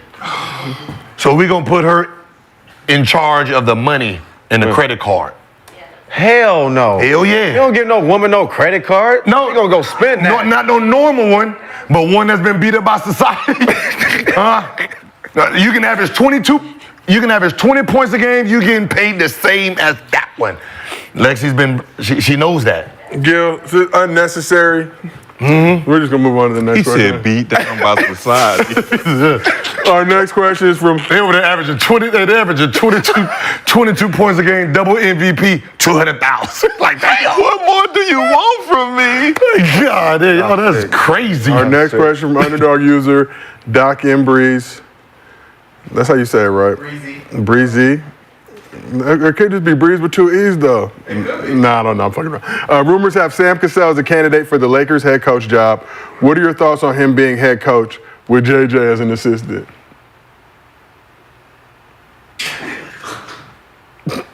I want to see Sam as a coach because I mean, he's been assistant for. he's been assistant, so he's learned a lot. He's learned. I mean, I want to see Sam as a coach. I mean, he deserves it.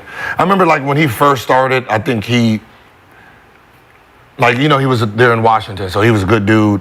Like he loved the assistant role because he got to be one of the players. He got to talk to the players. So I'm pretty sure over the years,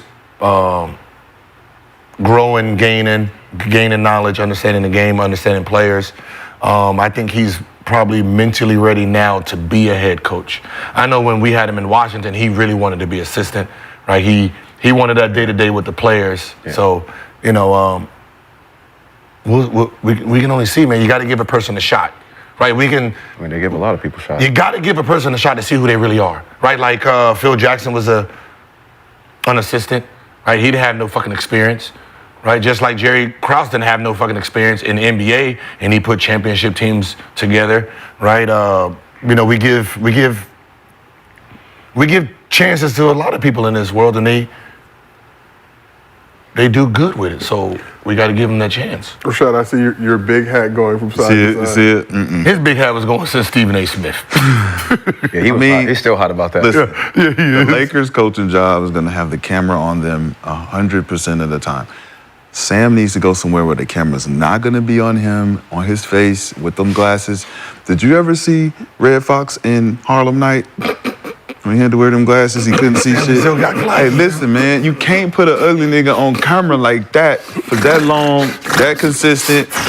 It does something to the sales. He got to go somewhere. It do something to the what? To the sales. You got to go to Charlotte somewhere where, you know what I'm saying, where motherfuckers can't see you. You know what I'm saying? We're looking in the crowd. Sam is cool now. Like, Sam cool, but goddamn, boy, him and Tony Brothers, boy. You don't get the camera off them niggas, boy. You're scaring my kids. Scaring the workers, you know, like I said. Scaring my kids. Profound opinions, as always. He getting older. He can't see no more. Shit. I'm not. He can't see no more, man. We started out as a. But no, I mean, I hope Sam do get a chance though. He's been in the game for a minute. Yeah, he can be the assistant, JJ. Stay assistant, man. So we started out as a sad day with the news that Bill Walton had passed away. Quickly morphed into an average day on Gills Arena presented by Underdog Someone Fantasy. wrote Smeagol. Smeagol, he said Smeagol. But Smeagol don't got no glasses. That's why I didn't say Smeagol. I was like, It's so unnecessary. Unnecessary. It's not though, man. Chat is horrible. Sam Cassell, worthy candidate. Look forward to seeing him get a head coaching job soon. If there's anybody out there that understand, nobody moves but me and the money. Okay. Okay? So Right. if you move while me and the money moving, could be a problem. Rashad, at the bank, 6 a.m. on Memorial Day. How many wins did you have? A lot. No. How many wins did he have? 4. No, it has 6. I don't remember. Yeah, he don't remember. Yeah, So why do you have the trophy? because I won the money. You see? Nobody moves but me. Okay, I know I get the money part, but the trophy. The trophy and the money come together. It's a package deal. Because Remember, he I won. won 3. This is a 3-peat championship. No, it can be. It can be. Because I won 5, 6. I have 6. 5, 6. Yeah, you're counting games, right? Remember, I won Mortal Kombat. I won 5 games. That's how it, right? Mm-hmm. And you lost in Madden. I lost in, yeah. You lost in golf. Yeah, I only lost twice yesterday. Yeah. I won 4 games in Mortal Kombat. No, you didn't. You won 3. Here we go. See? There you go. You go capping and cheating. You just said you had 6 wins, but you said you had 6 You just wins. said your son didn't average 30 a game. You won 4 games in Mortal Kombat? You just said, boy, you ain't average no 30 a game. So you have I just seen you have 12 points. Oh, yeah, your son didn't play, just gave him the win. Okay, but you said you had 6. I have 6, so how do you have the trophy? It looks like y'all gonna have to fight for it after the show. I'm just trying to figure out who out there. My money's on Rashad. Who actually can beat me out there? Because ain't nobody in this motherfucker can fuck No, the me problem. at all. No, the problem is you're beating. I'm beating you in golf. See, he's winning. No. See, the games he's winning games that I'm not even in. Think about the games he's winning. I didn't play Call of Duty. He counts us as a win. I didn't play. That's like you saying. That's like you saying. I scored 60 on Kobe, and he wasn't in the game half the time. So no, he was in the game the whole time. But what I'm saying he wasn't in the game half the time. What I'm saying is you're getting wins on guys like I didn't play Call of Duty. You hear this, man? Right? I didn't play Call of Duty. Like what other game did he gets wins on that I don't play? Baseball, never played him in baseball.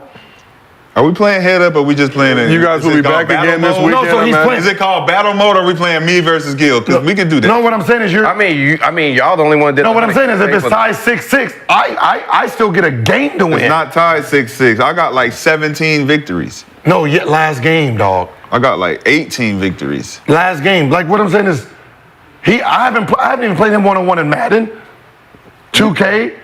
Like he's not playing golf? me. I ain't played golf. No. What I'm saying is just group.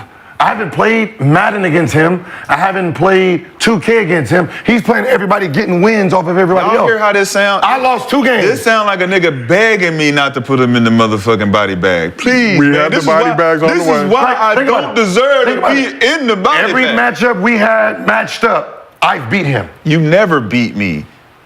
Don't you know that? It's on camera. Shooting competition after the show. Wait, hold on. You won one game in Mortal Kombat. Everything else, everyone lost in everything else. Everyone lost. I've only played Mortal Kombat and I beat you every time. Everyone lost. I beat you every time for the chip. You beat me twice. For the chip. You lost every other game. And what games have you beat me in one-on-one? Golf twice, bro. As a group, okay, twice. What do you mean? What do you mean? I'm the champ. Relax. You're playing Move around. You're playing more games. Think about the game Saturday. Friday. He beat you in 2 games before I even got there. He counts those. Where was he at? He was hiding. No, I was getting a trophy. But he counts those on his win. Then he says, I got 5 wins, you got 4. He has 2 more games than me. Thank you. I didn't think about it until he started counting wins. Because I'm like, yo, how you keep getting wins when you're not even winning? Because he's counting the wins. He's counting games. But look, I'm counting the money.